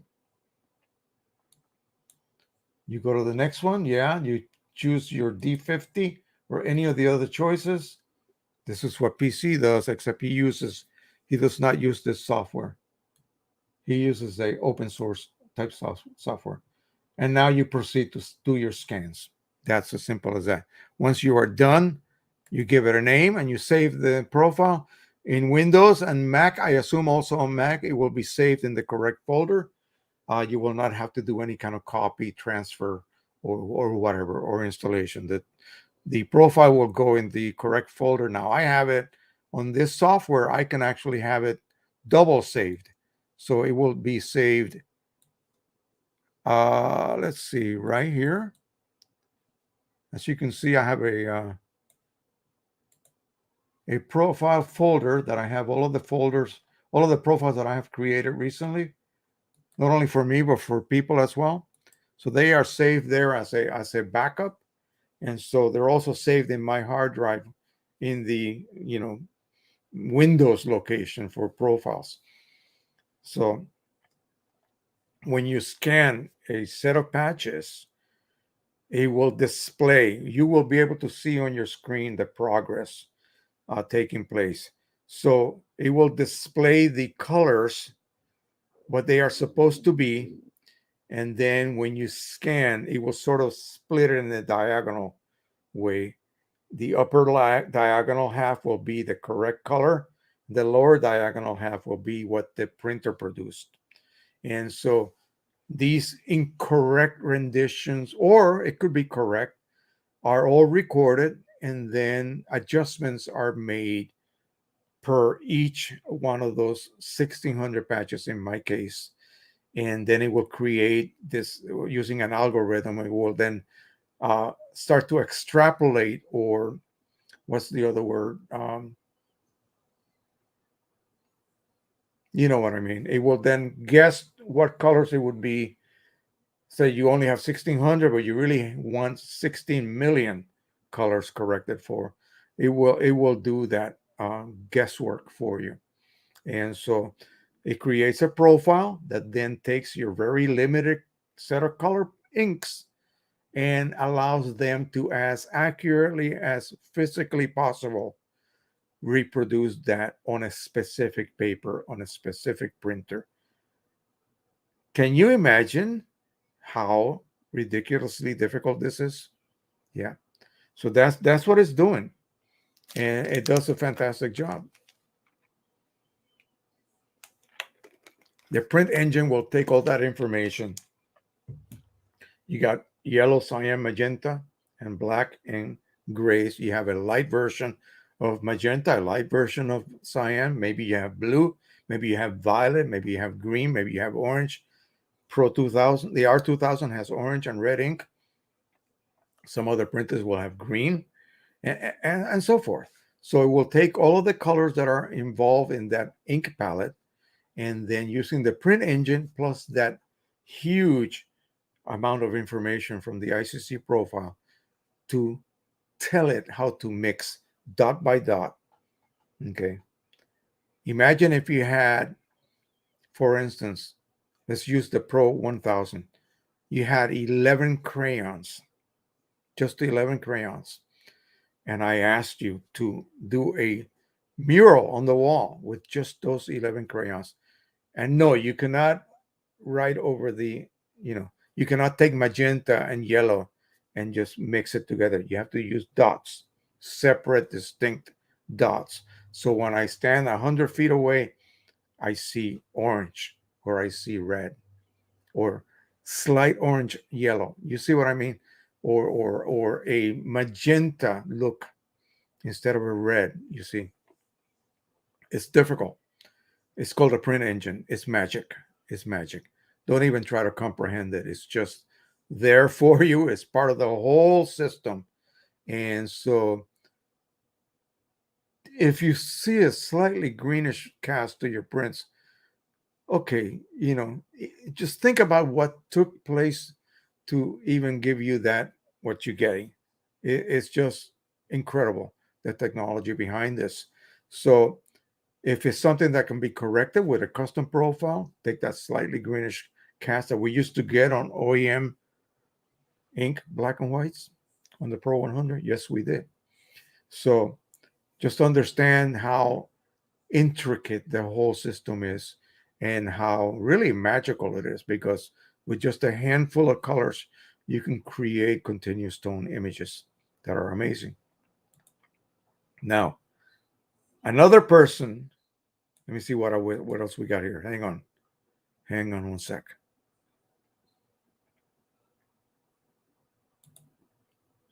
Can I trust the pigment inks for the ET8550? Which pigment inks are you talking about? Precisioncolors? I see by that name that you're not here in the US. Am I correct?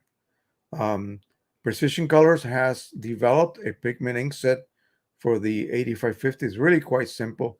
It's very similar to what other Epson pigment ink printers will use. And he's got profiles already for it, I believe. I have to look. I would have to look, but I think he was working on that as well. Can they be trusted? Yeah, apparently so, because he's getting some really, really great results now. Would you be happy? It depends. If you print on art papers, no problem. Meaning they're not glossy. They're not resin coated, glossy, luster, semi-gloss papers. Pigment inks don't have the gloss that dye inks would. The original dye inks would do a marvelous job on all those shiny papers and even on matte paper, because it has matte black ink as a pigment black. So, be aware of that if you commit to starting that printer on pigment inks, then understand that there are ink lines. Remember the cartridges, or not cartridges, excuse me, tanks. They sit on the side. They're stationary. They are just like these, just sitting there, not moving. It's just that they are simply containers. They're tanks. Once you fill them up with a particular ink, it takes a long, long, long time before the new inks that you may have installed push out the old inks. Okay, so that takes a long time. And so if you're going to go with pigment initially, then start with pigment. Don't start with dye and then switch to pigment. Don't start with pigment and then switch to dye. It's not a good way to do this. Okay, just think about that. But yeah, both inks seem to be working very well. Your knowledge is always on time. The gamut and color space are meaningful in order to improve my printing. Yeah, when we do your profiles, we're going to do those comparisons, okay? And I'm going to search high and low. How do I set my i1 Pro software to produce only version 2 profiles? Then we can do the visual comparison online. That should work out perfectly. All right, so someone decided to refill some of these bad boys. These are PGI 29s. And when they got done and they tilted the cartridge in this way, ink came out. And they were wondering what the heck happened. Well, we need to have x-ray vision. Or look at Joe's prop cartridge. Okay. Now, this is an OEM cartridge, which I removed the cover from the side. By the way, these are third party.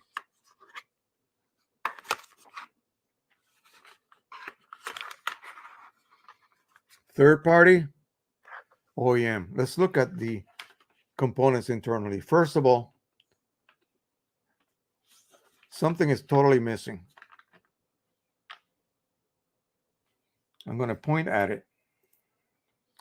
You see this little clear piece of plastic right here? I don't know if you can see it right there. It does not exist here at all. That is a light pipe. Internally, and you can see it right here. You can see it. It's like a little paddle. And you see the tube, or the portion of the pipe heading toward the top. That can actually tell you when you're really empty. Okay. And so that has light passing through. It's an optical fiber type system. It passes light internally and it can detect something, okay, as far as ink levels. Now, this bag is the third-party bag. This bag is the OEM bag. It's clearly not as good, okay? Look at the valve. They try to copy it, but they just cannot. This is the third-party, and I don't know whether you can see the OEM is just like 5 times better, okay? So do not use these. The chips are terrible. They will lock your printer up. I don't know whether these are even available anymore. Somebody sent me a complete set of these cartridges, and I was terrified to load them because I have heard such horrible stories. Now,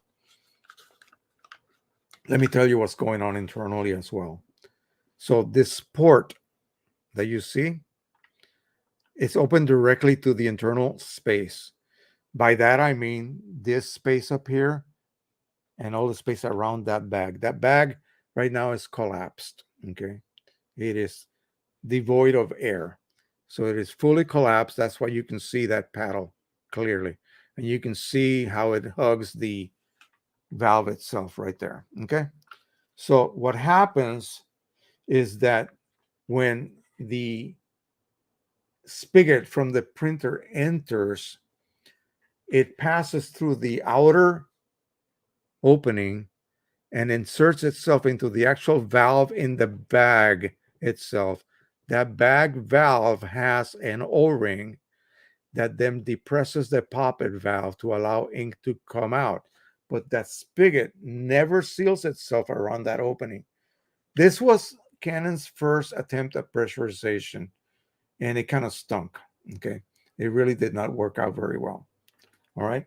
So when you refill, you need a special tip that will seal itself in that secondary O-ring inside the bag valve and allow air to escape, because as you are inflating the bag with ink, it needs to push out that air. Okay. Otherwise, it just cannot. You cannot continue pressurizing that air. You see, that air is pressurized when it is inside the installed in the printer. So if you don't have the correct tip, you may end up getting ink inside the container itself, and that's what happened. That will just pour right out. Okay, that's what happened to that person. So let's go ahead and we're going to inject some water.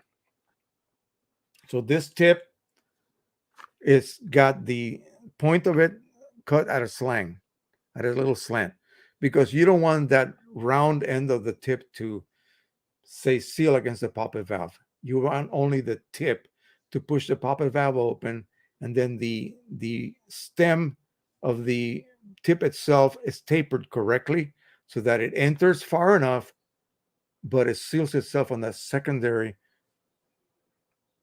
part of the O-ring. So here we go. We're going to inject some water. There, it went inside the bag. It did not go inside my cartridge. And we'll test that by tipping it over. Okay. Now, when I get these cartridges, I get them from people who probably prematurely removed them. They were scared that the light was flashing and they got a print job and they don't want to have to, mid print have to change the cartridge. So they send them to me still with ink in them. And it'll be like low. I put it in the printer and it'll read as low. Well, I take my tip and I extract that. Look at that dirty water. Remember, there was black ink in here. You see that? And that would be ink that I can then load in a bottle and reuse. So these printers, if you have them and they still work and you're not getting a weird B200 error, just yesterday, remember, I have two of them. My original one, which is years old, has gone through 4 print heads. So in the 4th print head, yes, that's ridiculous, isn't it? Yeah. In probably less time than the Pro 100. Pro 100 is 8 years old plus. I think my original Pro 1 is probably half that age. I'd have to go back to see my videos. But yeah, 4 print heads, where the Pro 100 still on its original print head. Now, the other Pro 1 that I have that was given to me by a viewer because he was getting a B200 flashing light business and he could not fix it. I got it from UPS. I brought it downstairs, installed it, and it installed fine. Well, I hadn't used it for about 3 to 4 weeks almost. I plugged it in yesterday. B200 error. I turned it back off. I pulled the plug out the back, plug it back in, repower, and it went into a cleaning cycle. But then I run a nozzle check, and one of the channels is showing that 50-50 problem. That's an electronic failure of the printhead. Is it the printhead or is it the motherboard causing the printhead to go bad? Well, it's no way that I can diagnose that. I can buy a new printhead for it for about $200 something. So I decided, let me see, because really the way that error manifests itself is that on a particular channel, the upper half will be at the correct density and exactly the lower half will be at a slightly lighter density. That's what the nozzle check looks like. When you see that, that's non-fixable, okay? But does it manifest itself in prints? So I printed some prints and no, it does not. It seems to be fine. So I'm just gonna, it was free, so I'm gonna use the heck out of it and continue to use it until it truly dies on me. We'll see. We'll see what happens. So that is it on that subject. Let me tell you what happened though yesterday. So there I am working on all these printers, and I thought, you know what? I'm gonna finally open one of these packs of paper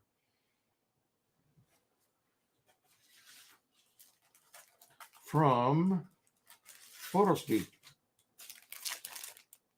So I opened this pack. I took a look inside. This one comes with platinum Berita and platinum gloss art fiber and a new legacy gloss paper. All of them 300 to 325 GSM. So I said, let's print one. So I download I have all of the profiles downloaded. I downloaded a complete set of profiles for 4 different printers that I'm going to be testing these papers in. I just want to see.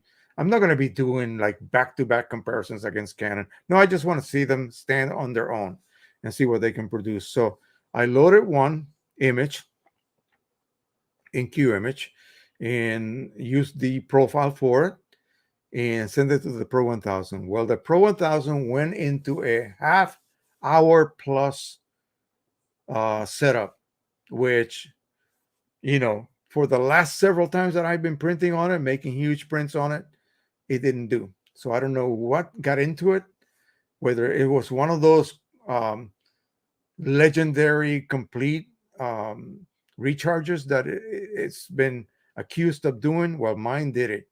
And of course, lucky for me, I had an empty maintenance cartridge because, of course, it filled up the maintenance cartridge. And I installed that maintenance cartridge and I continued doing cleaning cycles and all of this whirling and all of these noises. And I was going nuts. I was getting ready to shoot it. Okay. And finally it printed. And it printed a beautiful rendition of that image. But here's the catch. The blue and the yellow channels finally did this. I'm going to post that up in the screen. This is for you guys to know. Because remember, I've been telling you that I've had 9 cartridges or 9 not cartridges, 9 channels that were with empty chips, basically, that I just refilled. I tried pressing the button for 5 seconds. That didn't do a thing. And so they just remain red X'd, and it kept telling me that I may need ink. Okay, let's go ahead and get the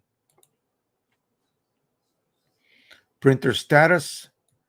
I will put that over there, and we'll go over it. All right, so as you can see, PM has a red X, cyan, photo gray, matte black, photo black, CO, and M, magenta. Now, notice that each one that has a red X still has a tiny little bit of, let's call it ink, indication of some sort of level. Now, these cartridges, when the sensor system was installed, were all topped off to 80 ml of ink. So this one is low. This one is low. This one is low. There's no way in this world that those cartridges can still be at low with the cleaning cycles that went through prior to printing the actual print that I'm going to show you next. There's no way those cartridges could still be at low had I not topped them off beforehand. Okay, so the key is to catch them before low or at low. Okay, and then keep them always replenished with ink. Now you're going to see something odd. Blue, whoa, you see that? There's no red X anymore. Yellow, there's no red X anymore. So what it did, I was sitting over here in front of my computer, the printer's in the other room, and I got a printer notice. And it said, whoa. I said, what the heck is that? That it no longer recognizes your card. Uh-oh. So I went to the back, and one at a time, I pressed the stop button, 5 seconds. It went into processing. The screen went into processing, and boom, it rendered that channel clear. Next one, yellow. I pressed the button, 5 seconds, processing, and it rendered that channel clear. As you can see right there, there's no more remnant of ink. You see here, there's a little bit of CO. Here, there's a little bit of cyan, a little bit magenta, photo gray, and so forth. Gone. Blue is now gone. Yellow is now gone. So those cartridges are fully disabled now. Those chips, that is. So there's no way that I could revive those chips any way, shape, or form. So the idea now is to keep those cartridges always full. We're going to rely on the sensor system from now on and proceed to top them off as needed. Now, had I had a full 12 set of cartridges always at low, then I would have a kind of a backup system. Now, by being at low, and I keep feeding them, they stay at low. And they're not inactivated. Okay, they are still active. They are still being replenished. The internal compartments are still being replenished. Once they reach low, it goes into a different mode of detection, if you will. So prior to that, when it was showing, say, 50% or higher or whatever, it was relying on the printer sort of computing how much ink is being used. And it's using that internal compartment. Say, for instance, it has to be replenished when it uses 5 ml of ink. So every time it gets replenished, it knows that it used 5 ml of ink. And even more accurate, at some point in the printhead, it's also measuring droplets, I believe, of ink. I don't know, because the accounting manager seems to know that you used 3.275 ml of ink. You know, how does it know that? Is it guessing? Is it just simply, I don't know, maybe I use this much? No, I think it's more intelligent than that. But then when it reaches low, that means that it figures out that I have replenished my internal compartment, say 20 times, and it used X amount. And now I'm at the point where I know I am low, because by doing the math, I should have only, say, 15 ml of ink in that cartridge. So it triggers that low warning. That's the magic point. That's when it then starts to use the internal compartment even more carefully. So say 15 ml, and it takes 5 ml to fill that internal compartment. So it will print. The replenishing trigger is triggered. It adds 5 ml. Now it's back to full. The valve closes. You have 10 ml left in the cartridge. You print, trigger. Another 5 ml going to the cartridge, reaches to the top, shuts off the valve. You have 5 ml left in the cartridge itself. Print. That compartment drops again, and you use up the last 5 ml. If you have a little bit of ink left in the cartridge, it will not be declared empty yet, because it filled that compartment to the close the valve, sensor. It doesn't know that it only has a minuscule amount of ink left. The next time you need ink, it opens up that valve, ink starts to, there's no ink. Oh, crap. Zap, cartridge is empty now. It zaps the chip that way. That's how it does it. So as long as there's ink after you reach low, you can continue to refill that chamber indefinitely, and it will stay at low all the time. Okay, so I have 3 like that. After yesterday's ridiculous cleaning cycles, I should have run out of ink in those low cartridges, but they are still low, as you saw. Okay, so I think we're pretty sure that that is what's taking place internally. I can be pretty sure of that. I'm pretty confident. Let's just say that that's what's taking place. So ideally, you would want to do all 12 cartridges, modify them for refilling, whether you want to refill directly from the front, vacuum pressure, and so forth method, or drill a hole while they still have a little bit of ink in them and top them off. They reach low, they will stay at low as long as you continue adding ink, so that when it needs replenishing of the internal compartment, it always has ink available. So why would you want to do that? Because the chip is never, ever disabled. And if whatever the reason, I come in at night and steal your sensors, or someone else, I would never do that, of course. Someone comes in at night and rips out your sensors, you will eventually run out of ink, as you normally would have. Okay, and you will not get caught. Okay, not caught. Oh, unannounced. I lost some ink. But when they are declared empty, then you rely, and your only backup is those sensors. Okay, before you have a double backup, the sensors and also the low still enabled chip. You see what I mean? So if I have to do it again, which I will, I'm going to grab a set of 9 cartridge, modify them, verify that they are at low, and then proceed to do the whole process again. I will extract the ink out of those cartridges that are now zapped and load them on the new low chip cartridges, install the sensors, and I'll have nothing but low warnings all the way across. That way, if a sensor disappears or happens to fall off, you know what I mean. I have a secondary way to keep track of my ink levels, one that actually works. So let me show you what you get when you download a profile. I forgot to show you this earlier from PhotoSpeed. So this is you get a RAR file, you have to open it up. You get a Adobe color print utility, which is what people need to be able to print charts from Adobe products, do it correctly without any color management. You get a profiling pack. Let me see what we get here. And you get a TIFF. And that TIFF, I believe, is the chart that you would print. Now, this has to be sent back to them, because they're going to utilize a open source type software to scan that with. All right, so very nice. And so you get the profile. That is the profile right here.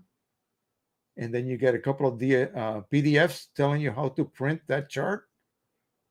I believe you get a calibration print as well. That's pretty nice. Again, this is not the one we use, but it's perfect. I got a black and white or monochrome section, full color section here, and then you got your fully saturated patches down to very low saturation levels. And you're going to compare that to your, what your display shows. And again, you get a lot for the each of the profiles that you download as a RAR file. You get all this stuff included, which is pretty neat. Now, I assume that they will make a profile for you. So that's why they include the actual chart. So yeah, that was quite a scare. So let me show you the print. Let me show you what I printed. Let me see if I got Qimage open.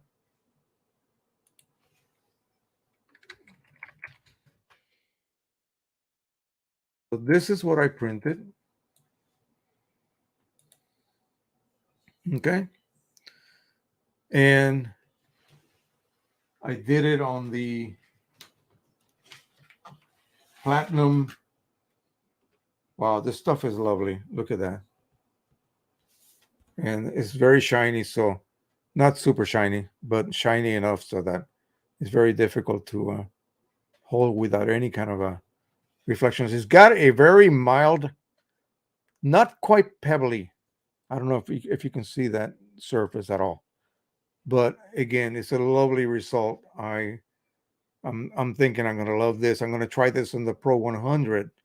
So give it a good demonstration of how it would perform on a die ink printer. Now, these will come ID'd on the bottom there on the back, very lightly, so it's not intrusive in a way.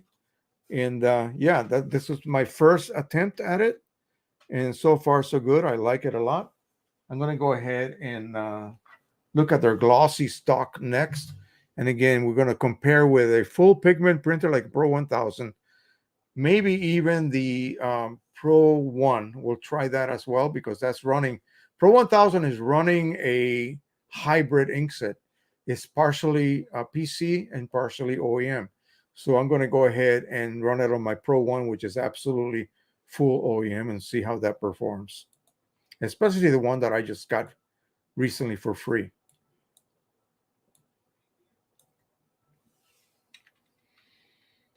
So anyway, PhotoSpeed, go there. You can download all of the profiles that you need. Again, if you need a custom profile made, and again, this is probably mostly intended for European users and buyers because it's not a US-based company, as you can see. But I will be doing a lot more testing when I get it. Not this week. I am full up this week. But maybe the following week I'll begin to do some more testing with other. We're going to minimize this because I want to keep on printing those unclog images on my printers. I don't want that printer to sit there as long as it did and misbehave, let's just say. Oh, I found somebody says that MC20 cartridges with the Pro 1000 are impossible to find. I looked in Canon. Of course, they are. Canon only wants $14 for each one, but they are unavailable. So I got it from, where did I get it from? Adorama Pick in New York. So I ordered 3 of them. I'm not taking chances. They'll be here next week.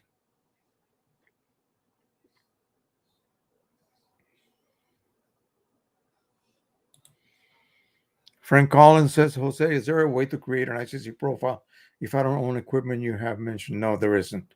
You need to either, I can create it for you. It's for a fee. You would have to print the charts. I have a site that you can go to, download the charts, print them using either Qimage or a specific utility that will not introduce any color management. to the charts and then send me the charts. I scan them, then I email you the profile. You need to tell me the paper, the printer, the inks you're using so that I can add that information to the profile name. Otherwise, you won't be able to really make heads or tails of it. So, yeah, you really do need a profiler. There's no way you can do that without it. Michael Smith, Epson P900 is in my printer. Is your printer? Nice. How's it working out? I haven't heard too much from people on that printer yet. So I'm wondering, how does it perform? It's supposed to be amazing.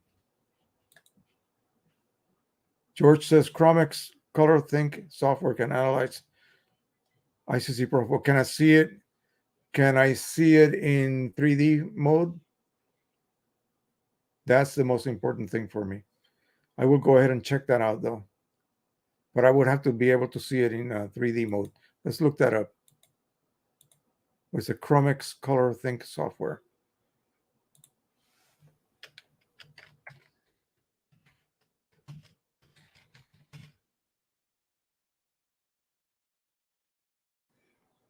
Color Think.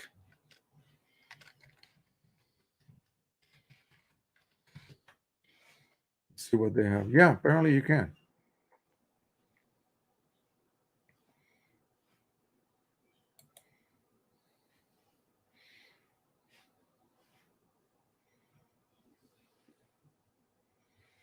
Okay. They have it for Windows, and it's pretty small, 6.9 megabytes. All right, I'm downloading it. We'll go ahead and install it. I wanted to also show you guys how to. Oh, here we go.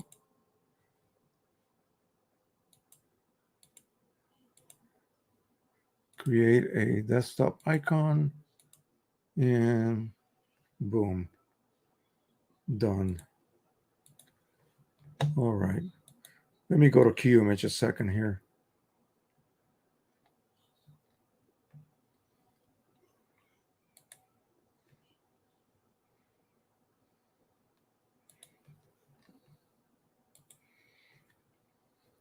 Yeah, so they have a version 6. All right, 106.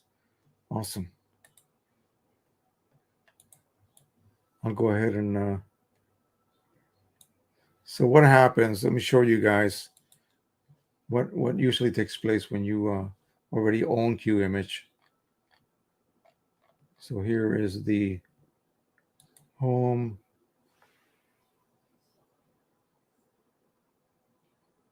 Upgrades.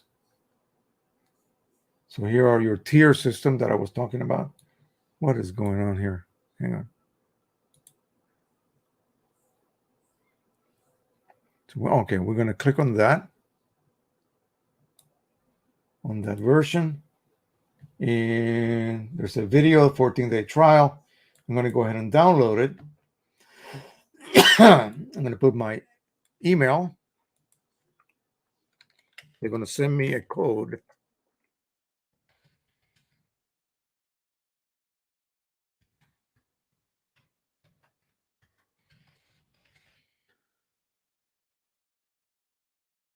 I'm not show you the email that I'm using, folks, for obvious reasons. So now I'm going to go ahead and look at the email, get the code, and the download key.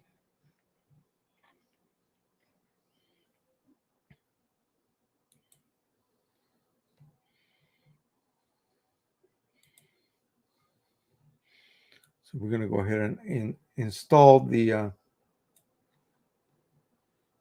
key. Wait a second. There you go. We'll copy it and paste it.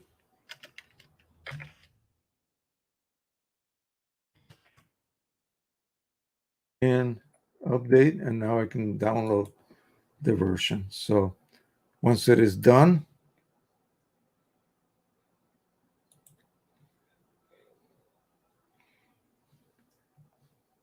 It should be done now. I'm going to bring it back over here and I'm going to install it.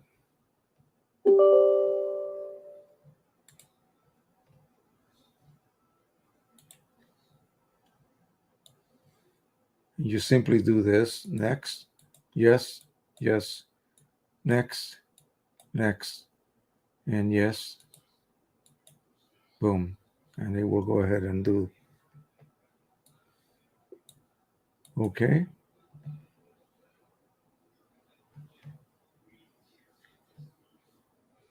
And I think that's it. So thank you for letting me know that there was an update. I usually don't look. I should look more often.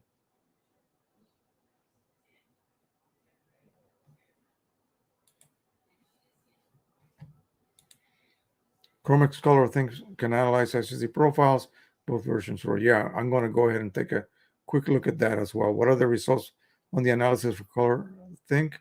I don't know. I just installed it.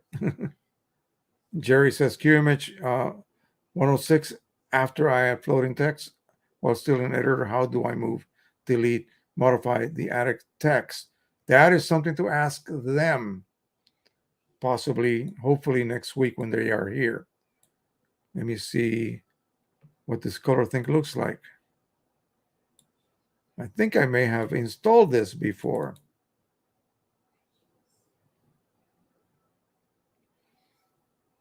Oh, you got to pay for it. This is only the demo version. So, oh well. Demonstration mode only. Okay, I'll play with that a little bit later. Not tonight. Alrighty, so that, folks, is all I have, okay, for today. Like I said, I didn't get a chance to really do a lot of exploring, and I looked at all my comments, and I really didn't get too many this past week, so I couldn't come up with, like new interesting questions about stuff. But concerning the refilling of original CLI-42 cartridges, as well as original CLI-65 cartridges, without having to go through the process of drilling a hole. And this may be something that you either, looking for my example cartridge here. Where did I put it at? Right here. So these have a hole already drilled in. You simply insert the needle, a bottle with ink, and add ink. You fill it about halfway. You saw me do this live a couple of weeks ago. Let that ink enter the sponge. Keep topping it off. Now, some people like to cover the vent while they are doing that and just let it permeate very slowly. Once it is at the top and you have about that much ink left, similar to this, it will look exactly like this, except with ink. Okay. Then you put the plug in. Now, these do not have a plug. These have been refilled using vacuum. I have an idea that I'm going to work on with Rudy. And first of all, I'm going to make my prototype and test it. I think it will work because it's using a proven method that has been used before at factories to do this kind of job. So we'll see how that works out.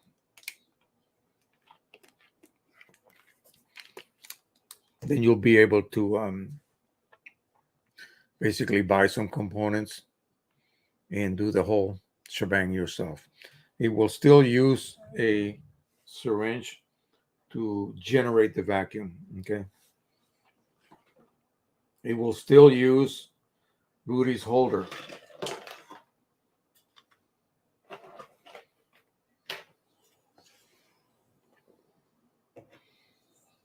This is Rudy's new holder.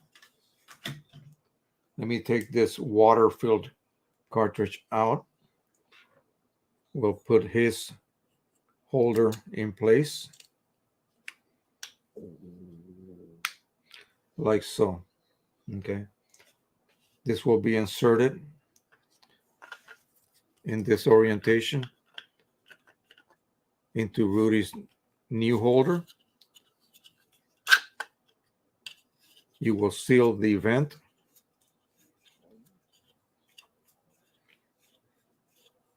Until it's nice and sealed.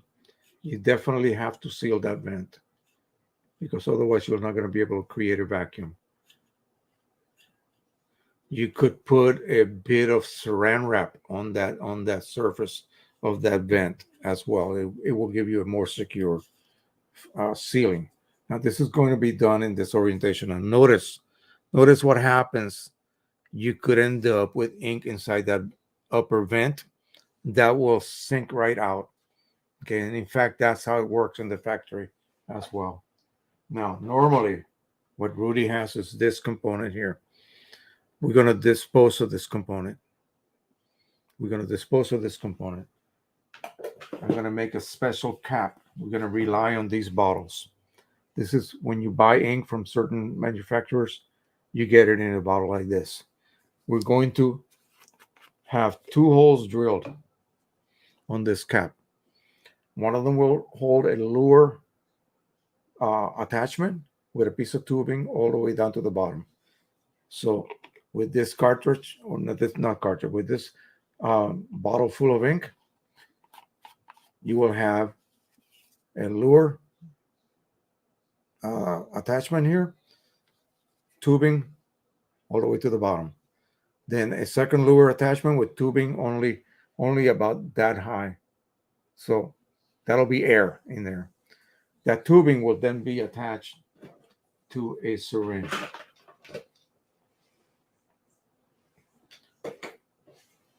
A very narrow tubing will go from this to the port via an attachment. You set this down like that. You pull back on the vacuum, generate vacuum inside that container. This container is stiff enough not to collapse. When you let go, you also generated a vacuum inside that cartridge. Okay. When you let go, through that very fine diameter tubing, ink will flow through here and fill the cartridge. 2 pumps is all it will take. I already did it, and it works. All right, I think that's going to be it. We're going to cut it short this week because really, seriously, I have run out of ideas. So that's all I have at this point. Let me see what Bob S. put down. The process is not going to be similar to TO59 pressure filling, will it? No, not at all. TO59 is what now? What is TO59? It's not this. This is TO. This is TO58. What is TO59? You asked this somewhere else also, I believe. What is TO59? Tell me what kind of cartridge those are and what are they for. I'll wait, okay, before I sign off. I asked you that. I asked what printer uses those cartridges and no one answered. So let me know real quick. Oh, R2400. No, that will not work. No. We're talking only about Canon cartridges, okay? The 2400, no, not at all. The 2200 could be refilled a specific way. So can the 2400, but it was a specific method requiring special little valves you had to insert underneath the printer. And so underneath the printer cartridge, and no, those are not even available anymore. So that is not something that we can at this point use. So for the 2400, your only option is basically buying refillable cartridges, and they're not really built at a high quality assurance type. You may have to buy 3 sets to get one good set that will not leak or not feed ink correctly. Yeah, The same thing happened with 2200 refillable cartridges. They were just so bad that you had to buy like 3 sets to be able to put together one working set. It's very sad. All right, I think that's going to be it, folks. I really need to get back upstairs, and I'm going to eat a bowl of fruit with my wife, and we're going to watch something, because tomorrow morning I got to do a fasting blood test. So right now my stomach is not really doing well. So I'll say goodbye. We'll see you guys next week. And until the next time, happy printing, everybody. And of course, bye-bye.